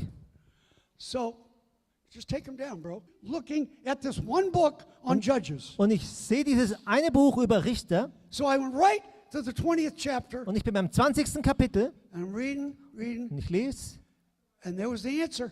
und da war die Antwort. I knew if I researched and read long enough, I would find the answer of these 700 men. Und ich wusste, wenn ich nur lange studieren und rausfinden würde, würde ich die Antwort zu diesen 700 Männern finden. And he goes through the whole story. Und es geht durch die ganze Geschichte durch. But here's the hook. Here's the hook. Aber hier ist der Haken an der Geschichte. It says, these men used to be right-handed, Da heißt es, diese Männer waren früher Rechtshänder, but then they were left-handed. aber dann waren sie Linkshänder. Oh. Okay. So then he walks through the entire story Dann geht er of durch why die, these men were picked to fight in the critical, pivotal battle. dann geht er durch die ganze Geschichte durch, warum diese Männer ausgesucht worden sind, in diesem kritischen, ausschlaggebenden Kampf zu kämpfen. Those 700 men Diese 700 Männer in a battle somewhere. in einem Kampf irgendwo. Maybe some of them lost a hand. Vielleicht hat irgendjemand von ihnen die Hand verloren. Maybe some of them lost an arm. Vielleicht manche von ihnen haben einen ganzen Arm verloren. Whatever the situation was, they were in a battle and they were right-handed, but then Wie auch immer they had to make a die choice. Situation war, sie waren irgendwann mal Rechtshänder, aber dann mussten sie eine Entscheidung treffen. See, in the Old Testament, if you got wounded in a battle, Im Alten Testament, wenn du im Kampf verletzt worden bist, you could make a choice. dann hast du die See, Wahlmöglichkeit. today, if in any of the armies, most in the world, if somebody gets wounded in battle, they would give you a choice. You could go home, and that was it. You didn't have a choice. You just go home, you're out, that's it. In den meisten Armeen der Welt, da ist es so, wenn du verletzt bist, dann bist du verwundet, musst nach Hause, fertig. But in the Old Testament, Aber im Alten Testament, if you got wounded in battle, wenn du im Kampf verletzt worden bist, they gave you a choice. dann haben sie dir eine Wahlmöglichkeit gegeben. You could go home, Du hättest nach Hause gehen können or you can stay in the fight. oder du kannst im Kampf bleiben. Watch me. Und Don't pass mal miss auf, this. verpasst das nicht. What you've got with these 700 men, these men were all right-handed. Und was ihr bei diesen 700 Männern habt, diese Männer waren alle mal Rechtshänder. But in a fight somewhere, Aber in einem Kampf irgendwo. maybe they lost a finger, maybe they lost a hand, maybe they lost an arm. Vielleicht haben sie einen Finger, einen Arm oder eine Hand verloren. They got wounded in battle. Sie sind verwundet worden im So Kampf. they could have gone home. Sie hätten nach Hause gehen können. They could have quit. Sie hätten aufgeben können. Or Oder they had an option. sie hatten eine Möglichkeit. My God. They could quit or they could stay. That you'll hear in a long time. Das ist eine der tiefsten biblischen Wahrheiten, die du lange Zeit hören wirst. So you better get this. Passt mal auf.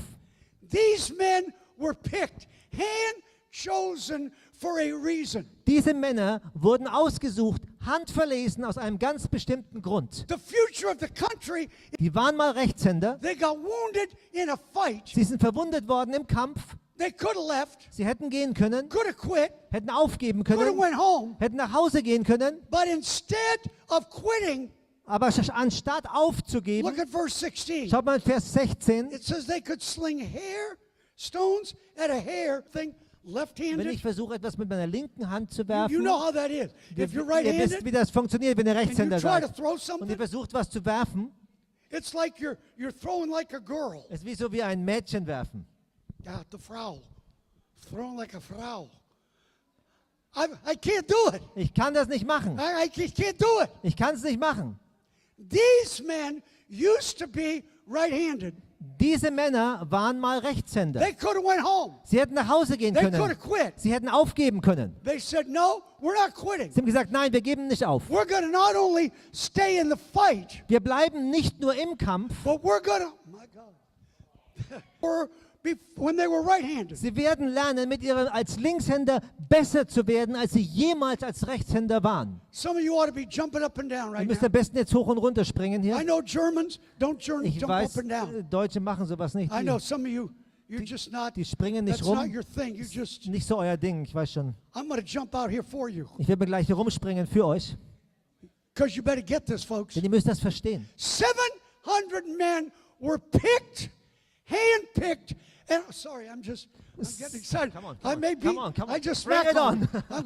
I said, I said, I'm going to be better left-handed than I ever was when I was right-handed. 700 Männer Come on. wurden handverlesen, wurden ausgesucht und die hätten aufgeben können, aber sie haben sich entschieden, ich werde mit dem Linkshänder besser sein, als ich jemals als Rechtshänder war.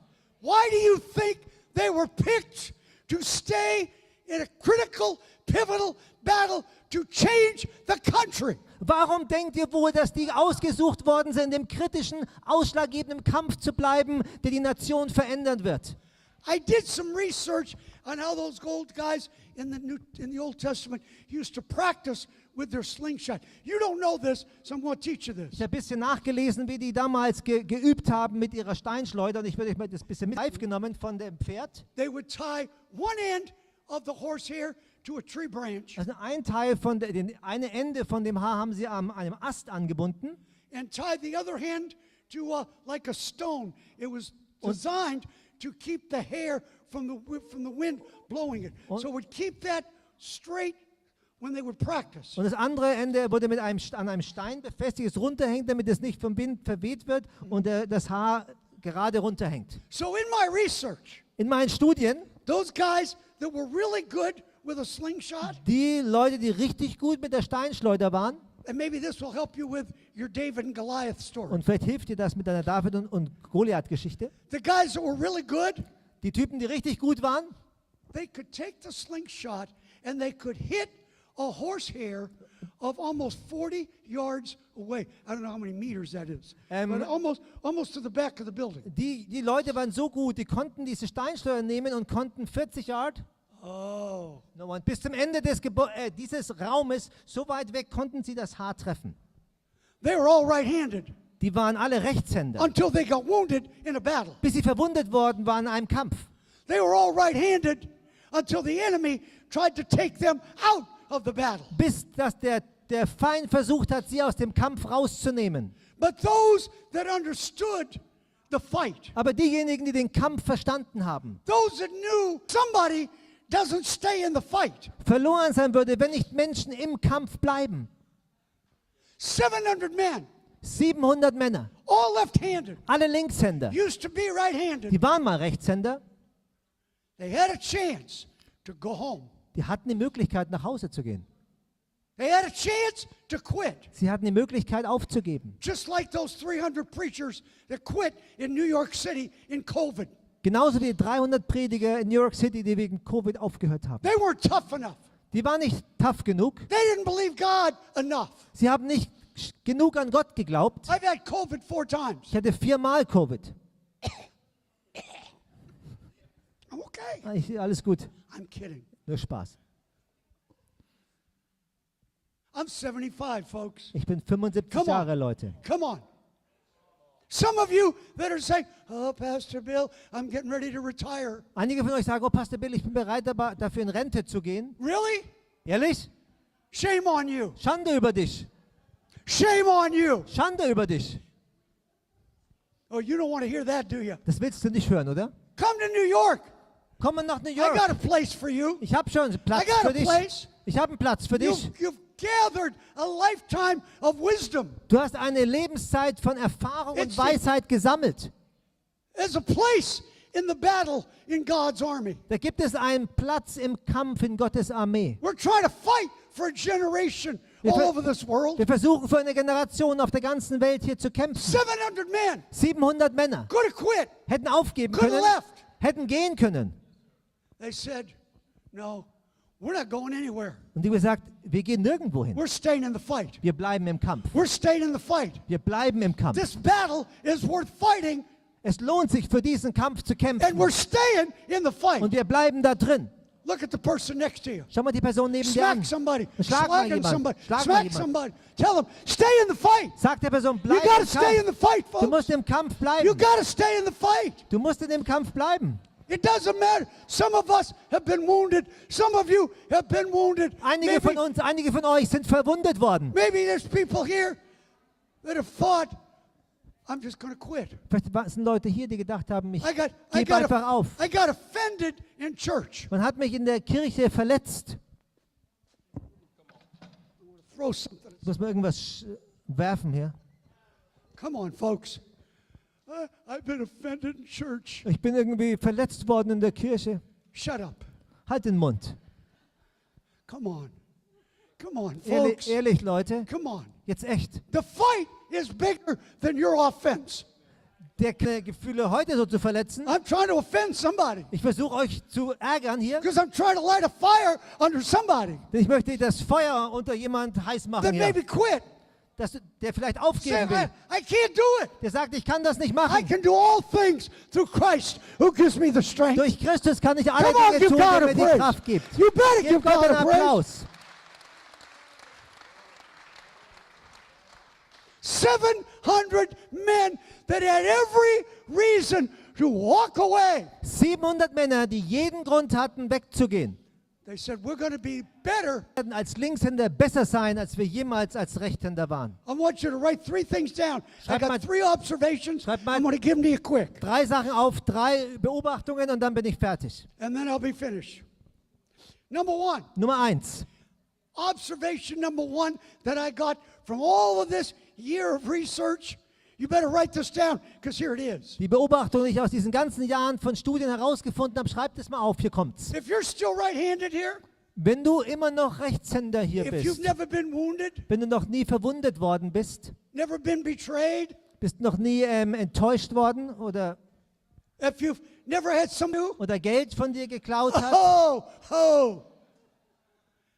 Oh, see, some of you, but you don't know, Pastor Bill. You don't know what people have said about me. Pastor, du hast keine Ahnung, was die Menschen über mich gesagt haben. What? Was Hey, denn? hey, take your schnitzel and go home. Nimm deinen Schnitzel und geh nach Hause. Okay, come on, man.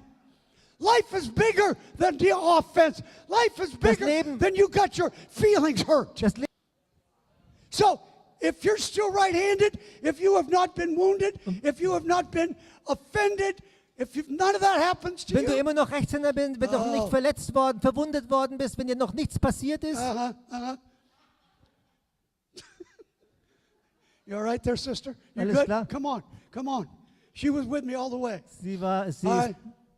So if you haven't been wounded in life, wenn du im Leben noch nicht verwundet worden bist, haven't been offended, noch nicht verletzt worden bist, oh, well, your socks should be going up and down. deine Socken sollten hoch und runter gehen. Yeah. Because just so you understand, your time's coming. Nur damit du es weißt, deine Zeit wird kommen. If you haven't been wounded, Wenn du noch nicht verwundet worden if bist, you haven't been offended, wenn du noch nicht verletzt worden bist, if you haven't had some church person, die Leute in der Kirche sind. that's American. Das sind Amerikaner. German. That's you guys. Das seid ihr Leute. So, if you haven't been offended, if you're still right-handed, Wenn du immer noch Rechtshänder bist, praise the Lord. preis dem Herrn. Praise the Lord. Preis den Herrn. That's right. But you know what? Your time's coming. Aber wisst ihr was? Deine Zeit wird kommen. Oh, you're not saying nothing now, Jetzt sagt are ihr you? nichts mehr, oder? Because see, your time, my Denn friends. wisst ihr, eure Zeit Let's have a conversation here. im Leben kommen, wo du verletzt sein wirst im Kampf. Oh. He knows something about being wounded in a battle. Er weiß ein bisschen was davon, was es bedeutet, im Kampf verwundet zu werden. Me too. Ich auch. Not just because I've been shot twice, Nicht nur, weil man mich zweimal angeschossen hat, not because I've seen 23 people murdered in front of me, when I've seen people get their heads cut off. I'm not talking just about a physical battle, folks. I'm talking about the other kinds of battles that other people. nicht die 23 Morde, die ich von nahem gesehen habe oder Leuten in der Kopf abgehackt worden. Ich rede nicht über die physischen Sachen hier, sondern eine andere Art von Verwundungen, über die man nicht so sehr spricht. How much time do you have tonight? Wie viel Zeit hast du heute Abend? Yeah. Him and I could stand up here and have a conversation all night, one mic and another, and we can tell you about the battles of life. Wir könnten den ganzen Abend hier stehen und das Mikrofon austauschen und über die Kämpfe des Lebens sprechen. Mental battles, Psychische Kämpfe, physical battles, körperliche Kämpfe, spiritual battles. geistliche Kämpfe. You've been through them, haven't you? Du hast sie schon Some of erlebt, you oder? have. Einige schon, Some of you haven't. manche noch nicht. But for all of us that have been through the battles of life, we had an opportunity to say, Aber alle von uns, die schon in den Kämpfen des Lebens waren, wir hatten die Möglichkeit zu I'm sagen, out. I'm done. ich So the 320,000 kids in Metro Sunday School, if I quit, Die 320.000 Kinder in den Metro-Sonntagsschulen, wenn ich aufgebe, I'm not quitting. ich gebe nicht auf. I'm not quitting. Ich gebe nicht auf. Watch out, watch out. See, that's why when I tell people I'm never going to retire, Deswegen, wenn ich den Leuten sage, ich werde nie in den Ruhestand gehen, and people, oh, Pastor Bill, you shouldn't say that. dann sagen die, Pastor Bill, du solltest sowas nicht sagen. I look in TV cameras on television all over the world and say exactly what I'm saying to you. Und ich schaue in Fernsehkameras auf der ganzen Welt und schaue hinein und sage genau, was ich euch jetzt gesagt habe. I'm not quitting. Ich gebe nicht auf. I said I'm not quitting. Ich habe gesagt, ich gebe nicht auf. And I know this is going to sound very dramatic for you German people. Und für euch 'cause Deutsche you don't do dramatic. Hört sich das I sehr get it. dramatisch an, ihr macht so Drama nicht so gerne. Verstehe ich schon. So I'm no drama here. Also kein Drama No hier, American drama. kein amerikanisches Drama, No Deutsche drama. kein deutsches Drama. But just so all of you know, Nur damit ihr alle es wisst, I will die doing what I'm doing. ich werde sterben, indem ich das tue, was ich tue. No quit in me. Da ist kein Aufgeben in mir, No retirement in me. kein Ruhestand in mir. When I got shot the last time, Als er mich das letzte Mal angeschossen hat, there's a bunch of people in America say, "Oh yeah, he's tough, but he's going to quit now." da gab es eine Menge in Amerika, die haben gesagt, er ist tough, aber jetzt He's been shot in the gibt head. er auf. He's been all these plane crashes Man hat- and all these shootouts. Angeschossene waren all diesen Flugzeugabstürzen, diesen Schießereien. What would I do if I wasn't in the ministry? Was sollte ich denn sonst machen, wenn ich nicht im Dienst wäre? Where would I go? Wo sollte ich hingehen? Germany? Deutschland? Ach. You guys know what I'm saying. Ihr wisst, was ich meine. You understand what I'm saying. Ihr wisst, was ich sage. See, we're talking about the fight for a country.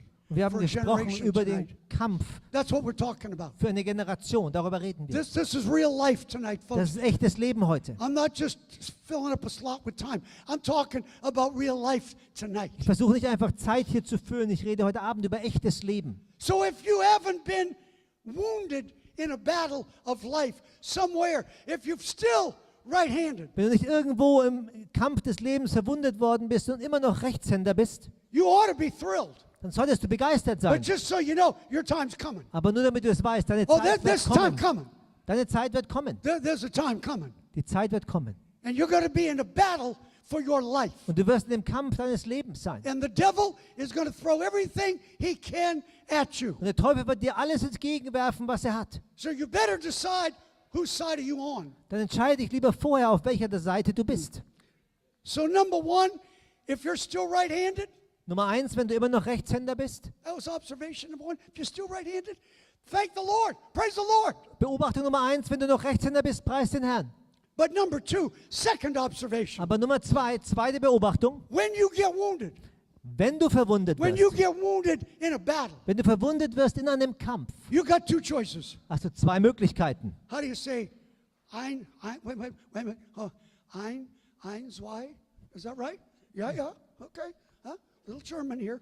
Come on. Bisschen I Deutsch, appreciate ja? Ich hab's euch gesagt. Schlaumeyers, Schraber Gardens. Now I got the words right. Come on. Observation number two. Beobachtung Nummer 2. Once you get wounded, Wenn du verletzt you get worden bist, wounded in a battle of life, du wirst im Kampf deines Lebens you verwundet, got two choices. hast du zwei Möglichkeiten. Aha. Two choices. Zwei Möglichkeiten. Here it is. Und No hier- matter what anybody tells you, when you get wounded, you only have two choices. Egal, was die Leute sagen, du hast zwei Möglichkeiten. Stay or quit. Bleiben oder aufgeben. I'm going to say it again for the cheap seats. Ich sag's in the nochmal back. für die billigen Plätze da hinten. You get wounded, you got two choices, man. You can quit, you can walk away, Wenn du or ver- you stay in the fight. Wenn du verwundet That's worden it. bist, hast du zwei That's it. Möglichkeiten. Du kannst That's aufgeben, it. weggehen oder bleiben. Make the call. Entscheide dich. Make the call. Entscheide dich. Make the decision. Triff deine Entscheidung. Make up your mind. Überleg, was du willst. when the fight comes, Wenn der Kampf kommt, because the fight's coming. denn der Kampf wird kommen. You see the craziness in the world today. Ihr seht die Verrücktheit in der Welt heutzutage. And in America, you don't hear many preachers talk about the second coming of Jesus Christ. That was a thing that you heard about in church. Now, you don't hear American preachers talk that Jesus is coming soon. Und in Amerika hört man nicht viel über das zweite Kommen von Christus zu sprechen. Es war eine Zeit lang, aber man redet nicht viel darüber, dass Jesus wiederkommen wird. Oh, and by the way, in a lot of churches, Und noch übrigens even the ones you see on television, in vielen Kirchen, selbst die ihr im Fernsehen seht, you would have a hard time hearing a preacher in America talk about heaven or hell. wird man ganz selten jemand finden, einen Prediger, der über Himmel und Hölle spricht. Oder? What has happened, my friends? Meine Freunde, was ist passiert? Somebody better figure this out. Jemand muss das verstehen. My country is in its fight for its life. Mein Land ist in dem Kampf seines Lebens. Your country is in a fight for its life. Dein Land ist im Kampf seines There's Lebens. a generation that is waiting for the church to rise up and fight and speak for the louder voice. Or you have that. Are you up for this fight? Es ist eine Generation, die darauf wartet, dass die Kirche aufsteht und mit einer lauteren Stimme spricht. Bist du bereit dafür? Because I'm asking you folks, Denn ich frage dich, this isn't another sermon tonight. This is a life and death battle Das ist nicht- for this nation. einfach eine Predigt heute Abend, es ist ein Kampf auf Leben und Tod. And the quicker you understand this, the better off you are. Und so schneller du es verstehst, umso besser. That's why I prayed that some of you will not sleep well tonight when you go home. Deswegen habe ich gebetet, dass einige von euch nicht gute schlafen, wenn sie nach Hause gehen. That was my prayer. Das war mein Gebet. Because some of us in this country have been sleeping long enough. Denn einige von uns in diesem Land haben lange genug geschlafen. Somebody better rise up Und jemand muss aufstehen, and speak with a louder voice. mit einer lauteren Stimme sprechen. In der Kirche getroffen werden muss. What's it going to be for you? Und wie schaut das bei dir aus? When you get wounded, you got two choices. Wenn du verwundet worden bist, hast du zwei Möglichkeiten. I was in Germany several years ago, Vor vielen Jahren war ich in Deutschland and I tell this story all over the world. und ich erzähle die Geschichte überall auf der Welt. This was in the old days when I first started coming to this country. Das ist schon lange her, als ich anfing, hier in dieses Land zu kommen. You maybe remember this, but this old German guy, he goes, "Oh, I think you have had a hard life, but I think maybe I've had a harder life." Da kommt dieser alte deutsche Mann auf mich zu und sagt, ich habe gehört, du hast vielleicht ein schwieriges Leben gehabt, aber ich habe auch ein schwieriges Leben gehabt. Life has been harder than yours. Und er hat gesagt, ich glaube, mein Leben war schwerer als deins. I said, "Okay." Ich habe gesagt, gut. I said, "Would you like to bet some money on that? Ich habe gesagt, wirst du gern ein bisschen Geld darauf verwetten? Because I want to get some money from this old guy Denn to ich- give to missions." Ich will ein bisschen Geld von diesem alten Typ bekommen, damit er jetzt eine Mission gibt. He said, "Okay." He said, "I have 100 euros." Und er hat gesagt, okay, ich habe 100 Euro hier. I said, "Okay, I got $100." Ich habe gesagt, okay, ich habe 100 Dollar hier. I said, "Let's put the money up first." Und er hat gefragt, soll ich anfangen oder du? I said, "Whatever you want." Ich habe gesagt, ist mir He egal. Und goes, "You go first." er hat gesagt, okay, du fang mal an. Oh. So I told him about my childhood. Dann habe ich ihm erzählt von meiner Kindheit. See, I'll tell you things in these next couple minutes I don't normally tell people, but most of you know me, so I feel pretty comfortable with you guys Und ich tonight. erzähle euch jetzt in den nächsten Minuten ein paar Sachen, die ich normalerweise nicht erzähle, aber ihr kennt mich ja mittlerweile ganz gut. Yeah, my sister was a prostitute. Meine Schwester war eine Prostituierte. My mother was a drunk.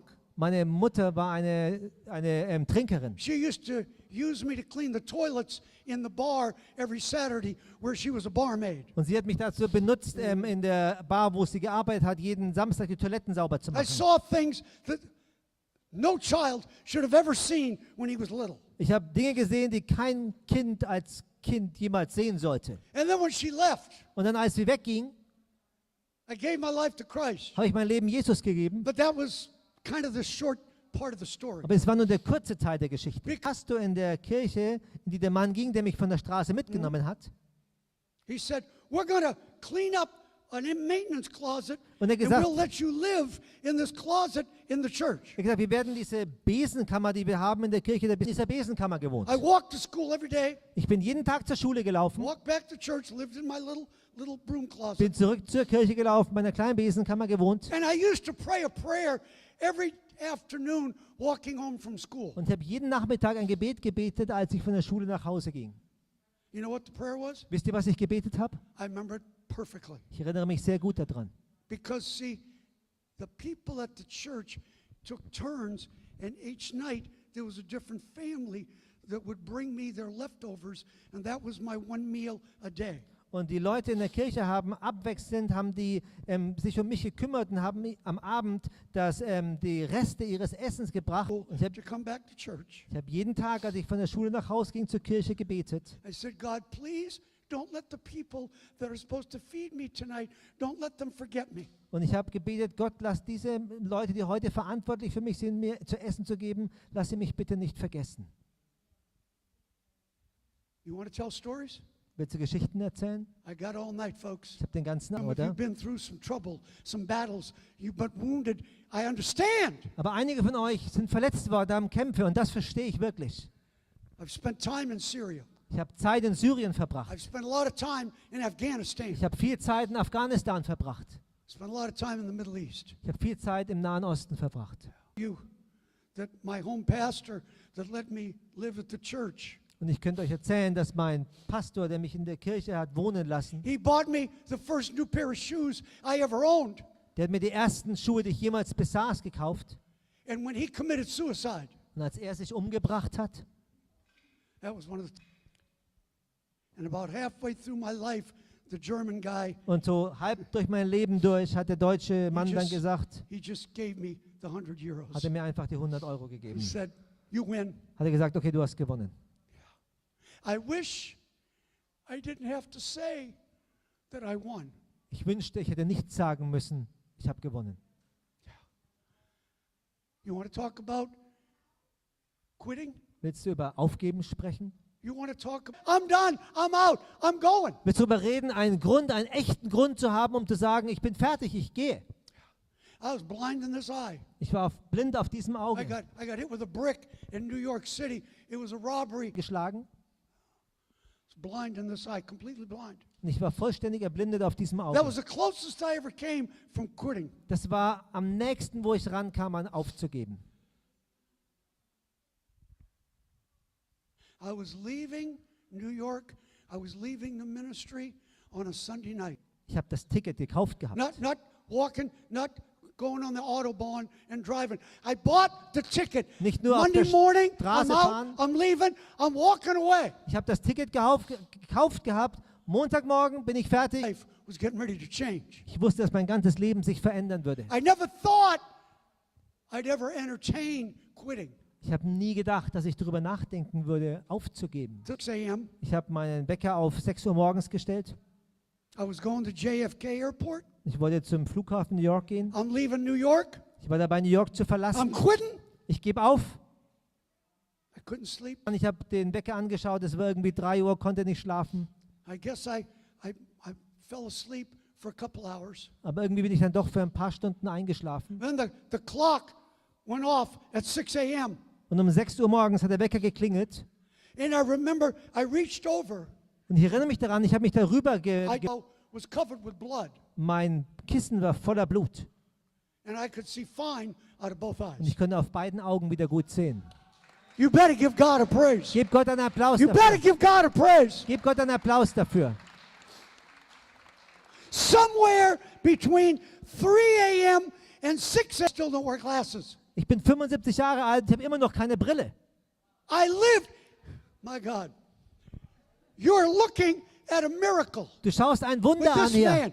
Bei You are diesem Mann. looking at miracle number 2 right here. We Du are schaust- the miracle twins. Du schaust das We are the zweite. miracle twins. Wir sind die Wunderzwillinge hier. Come on, give God a praise. Gib Gott einen For Applaus the dafür. miracle, the miracles. Das ist ein Wunder.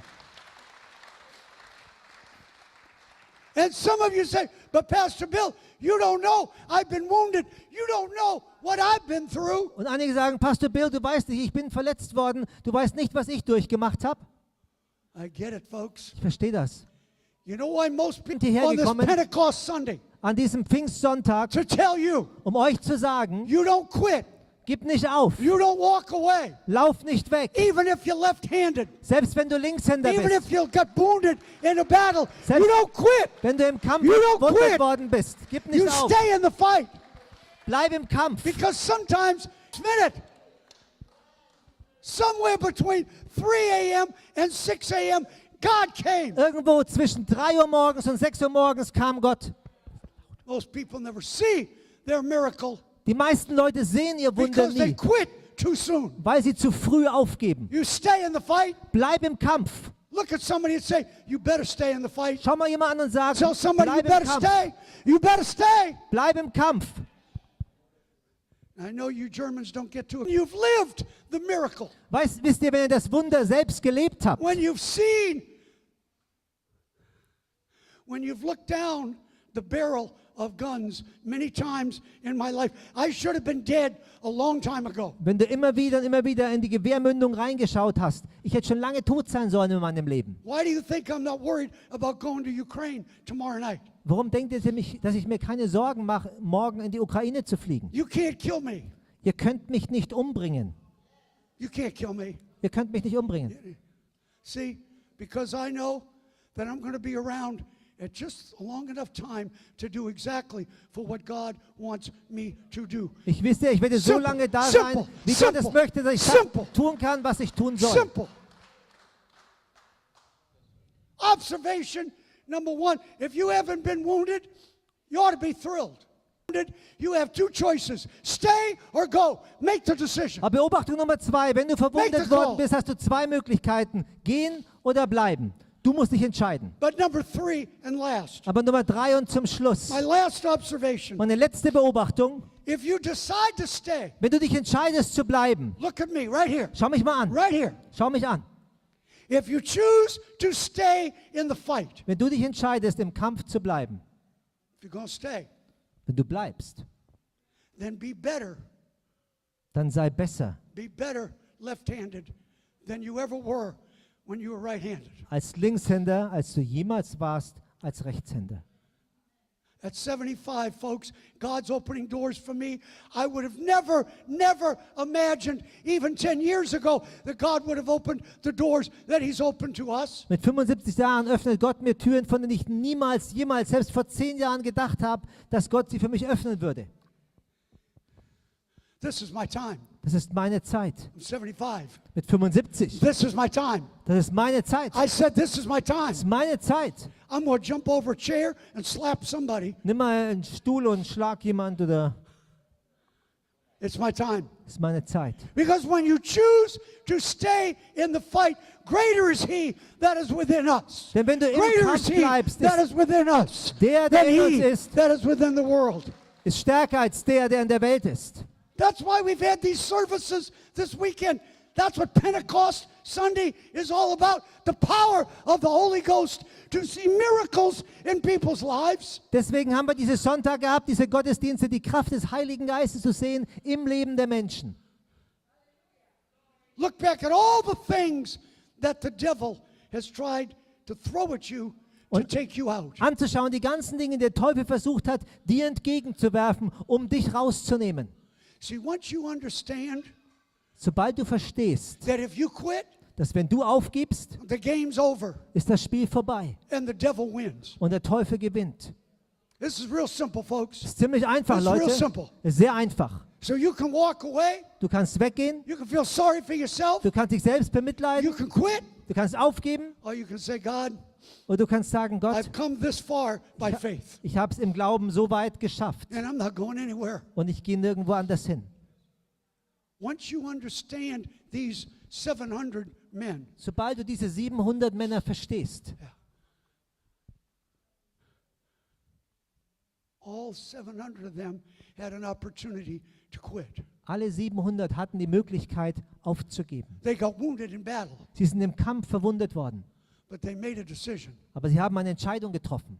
They're going to be better left-handed than they ever were when they were only right-handed. Sie werden als Linkshänder besser sein, als sie jemals als Rechtshänder waren. So, my time's gone. Meine Zeit ist fertig.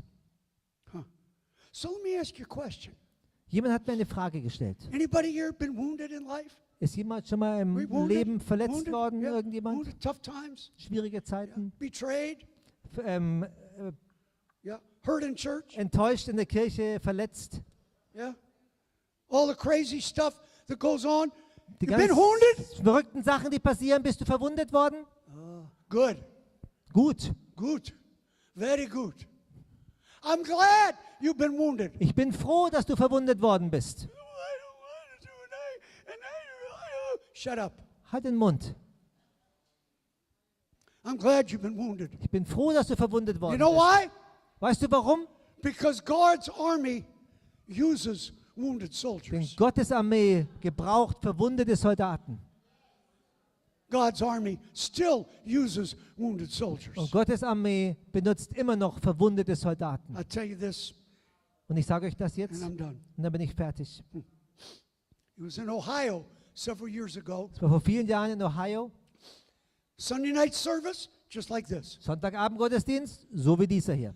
A lady said, "Can I see you at the back table, Pastor Bill?" Und die eine Frau hat gesagt, kann ich mit dir reden am Büchertisch hinten, Pastor Bill? I said, "Of course, I'll touch you." Ich habe gesagt, natürlich, gerne. She said, "I want to sponsor 2 kids, but I've got something I wanted to give you." Und sie gesagt, ich habe hab 2 Patenschaften für Kinder, aber ich möchte Okay. dir etwas geben. She said, "My husband used to watch you on television for years. Und sie hat gesagt, mein Mann hat dich jahrelang im Fernsehen immer angeschaut. He was a World War II veteran. Und er war ein Veteran aus dem Zweiten Weltkrieg. And he would always tell me, he would say, "Honey, that," Worden und angestochen und vom Gebäude runtergeschmissen. he said, "I'm going to pray for that man every day." Ich werde jeden Tag für diesen Mann beten. And she continued with the story. Und sie hat mir die Geschichte weitererzählt. She said, "Then one day, my husband was ill and he was trying to figure out Dann eine- what he wanted to do or wanted her to do with his people." Und eines Tages, er war dann krank und hat versucht herauszufinden und festzulegen, ein Testament zu machen, mit seiner Frau gesprochen, wie er seine Sachen verteilen möchte, To one of his medals that he had won in the Second World War. bis wir zu der Medaille kamen, die er im Zweiten Weltkrieg gewonnen hat. And he got quiet at the kitchen table. Und dann wurde er ganz still am Küchentisch. He said, he said, "I got that medal Er hat gesagt, weißt du, ich habe diese Medaille, diesen Orden bekommen, because he was wounded in battle in World War II. It was a firefight.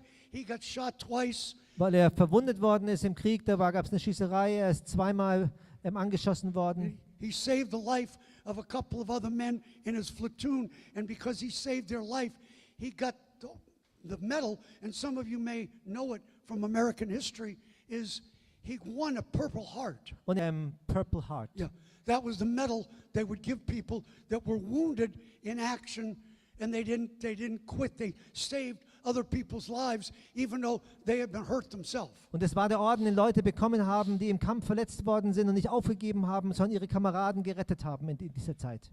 And she said, "We were talking about his Purple Heart at the kitchen table." Und sie hat mir gesagt, wir haben über dieses Purple Heart an dem Küchentisch gesprochen. And she asked him, "Well, honey, what do you want me to do with it? Do you want me to give it to someone that Und- you know, or und sie- what do you want to do with it?" Und sie hat gefragt, Schatz, was soll ich mit diesem Orden machen? Soll ich ihn jemandem geben? Was soll ich damit tun? And he said, "I made up my mind what I want to do with my Purple Heart." Und er hat gesagt, ich glaube, ich habe mich entschieden, was ich mit diesem Purple Typ, der Prediger, den ich im Fernsehen anschaue. I know he's been shot a couple times. Ich weiß, er ist mehrmals angeschossen worden. He's given his life for children. Er hat sein Leben für Kinder hingegeben. He said, "I just feel like if anybody would make sense for me to give my Purple Heart to, this man has been wounded in action for Jesus Christ. It would just make sense to give it to him." Und er hat gesagt, wenn es irgendwie Sinn macht und irgendwie eine Verbindung ist, dieser Mann, der ist verwundet worden im Kampf für Jesus, es würde irgendwie Sinn machen. So at the back table, and she had sponsored 2 kids. Und da hinten am Büchertisch, und sie hat eine Patenschaft für 2 And she Kinder said- übernommen. "I want to give you this." Und sie hat gesagt, ich möchte dir das geben. And she looked in her purse, Und sie hat in ihre Handtasche geschaut and she took out her husband's Purple Heart that he had won for Und- bravery in the Second World und sie War. nahm diesen Orden für Kampfgeist und Observe this. Und sie hat mir gesagt, er hat gesagt, dass er glaubte, dass du es verdient hättest. I said, I don't deserve this. I didn't earn this. Und ich habe gesagt, ich verdiene das nicht, ich habe mir das nicht verdient. She said, he thought you did, Und sie hat gesagt, er hat schon so gedacht. and he wanted you to have it. Und er wollte, dass du das hast. And I took it, and I said, I wish he was still around, that I could have thanked him. Und ich habe es genommen, ich habe, Pretty much after that conversation where he aber er told her ist what he wanted to do with this. ziemlich schnell nach diesem Gespräch, was wir dort hatten, ist er gestorben. And it's a Sunday night like this, and I'm just holding this in my hands like this. Und es war ein Sonntagabend wie dieser und ich halte es einfach in der Hand. And that lady sponsored a couple kids, walked, Diese Frau hat ein paar Kinder, Patenschaft genommen, ging weg. but as she walked out the door to leave the church, Aber während sie rausging aus der Kirche, she said, just do me a favor, Pastor Bill, hat sie gesagt, tu mir einen Gefallen, Pastor Bill, make my husband proud. mach meinen Ehemann stolz. I said, I will. Ich habe gesagt, ja, ich werde es tun. And I'm going to make Jesus proud Und ich werde Jesus stolz machen for a life für ein Leben, that I've given my best. dass ich mein Leben, mein Bestes gegeben habe. You'll hear in the near future that I'm gone. Du wirst irgendwann bald meiner Zukunft werdet ihr hören, dass ich nicht mehr da They'll bin. find me somewhere in some country. Die werden mich irgendwo in irgendeinem Land finden. But understand, Aber dann müsst ihr wissen, I fought a good fight. ich habe einen guten Kampf gekämpft. I'll keep the faith, Ich habe den Glauben gehalten. and I'll run my course. Und ich habe meinen Lauf And gelaufen. henceforth, Und deswegen there's a crown of righteousness ist da eine Krone der waiting for Gerechtigkeit, me die für mich wartet. because I didn't quit. Denn ich habe nicht aufgegeben. 700 soldiers 700 Soldaten could have walked away, hätten weggehen können. but they said, I'm going to be better left-handed than I ever was before I got wounded. Aber sie haben gesagt, ich werde als Linkshänder werden wir besser sein als jemals, bevor ich verwundet worden bin. Make the decision, my friends. Entscheidet euch, meine Freunde. Make the decision. Entscheidet euch. Father, thank you. Vater, ich danke dir. Thank you. Ich danke dir. We sit in the quietness of this moment Wir sitzen in der Stille dieses Augenblicks, because we saw in your word once again tonight wir haben heute Abend nochmal in deinem Wort gesehen, 700 men 700 Männer.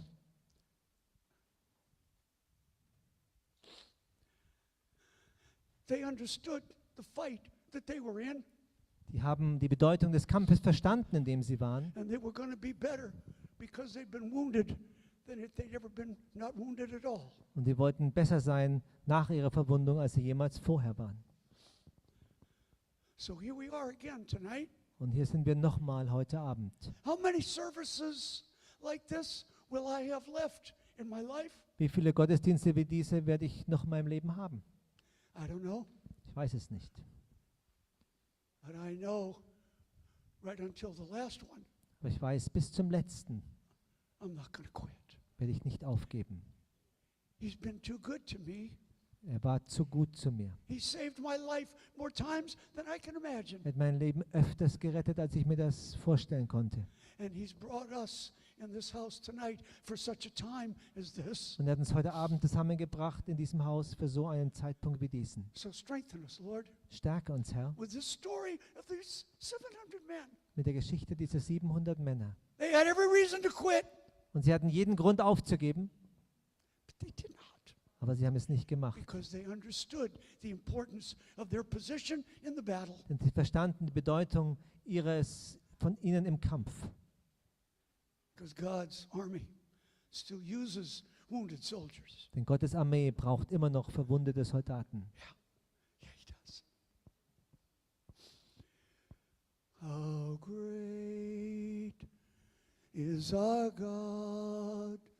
Sing with me, how great is our God. And all will see. Lift your hands and sing it with Erhebt me. eure Hände Come und singt on. es mit mir. How great is our God. Sing with me, how great is our God. And you're the name above all names. And you are worthy to be praised. And my heart will sing, how great is our. Sing it with me one more time. Come on. Singt es nochmal mit mir. How great, come on, is our God.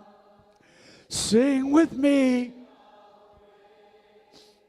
is our God. And all will see how great.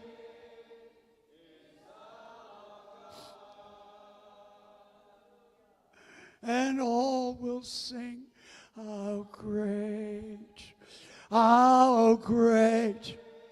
is our God. Give God the biggest hand clap Gott of den praise größten Applaus, you've ever given him. den jemand Come on, gegeben hast. come on, come on. Give him praise. Gebt ihm die Give him Ehre. praise. Gebt ihm die Ehre. Give him praise.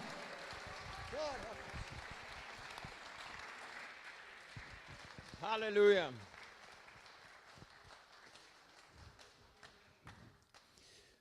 ...75 Jahre alt, gepredigt wie 25, das kann nur Jesus tun.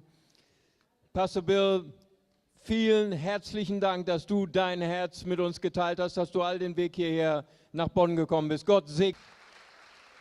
Vater Gott, wir segnen deinen Knecht, Herr. Wir segnen deinen Sohn, Herr. Zieh ihn nah an dein Herz.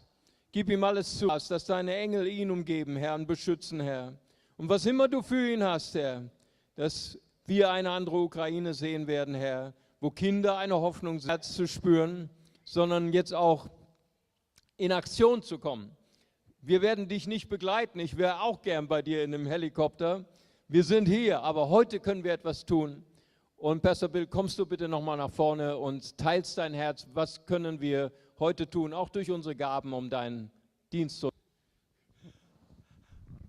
He asked me if I could just let you guys know exactly what this offering is tonight. So I wanted to, Heute Abend geben könnt. you know, we're starting 3 new countries in Africa. Sunday school in 3 new countries. What do we got? Rwanda, Burundi, Zambia. Und ich habe schon erzählt, dass wir 3 neue Sonntagsschulen in 3 Ländern anfangen. We're in Uganda, and we're sind auf- loving Uganda. Wir sind schon in Uganda. So what this offering is, this is a missions offering. This is a Pentecost Sunday missions offering. Opferspende für diese 3 Länder in Afrika, um dort Sonntagsschulen We're anzufangen. starting in Zambia in 2 weeks. In 2 Wochen fangen wir in Sambia an. The team is ready. Das Team ist bereit. Everybody's trained. Alle sind ausgebildet. Everybody's ready to go. Alle sind bereit We loszugehen. need more kids sponsored in Africa, especially now in these new Wir countries. brauchen mehr Patenschaften für Kinder in Afrika, und auch gerade in diesen neuen Ländern. Whatever you guys can do tonight, Was auch immer ihr heute Abend this geben money könnt, doesn't go to any of us. das geht This is nicht straight an irgendeinen von over uns. to start Sunday school in those 3 Das countries. geht direkt rüber, um Sonntagsschule in diesen Ländern anzufangen. I thank you Vielen Dank. for the children of Africa. Im Namen der Kinder von Afrika. Vater Gott, wir danken dir, Herr, dass du deinen Heiligen Geist gegeben hast, Herr. Nicht damit wir ein gutes Gefühl haben, nicht damit wir uns ein Abzeichen ans Revers heften, wir sind Pfingstler, wir sprechen in Zungen. Nein, das war nicht der Grund für Pfingsten.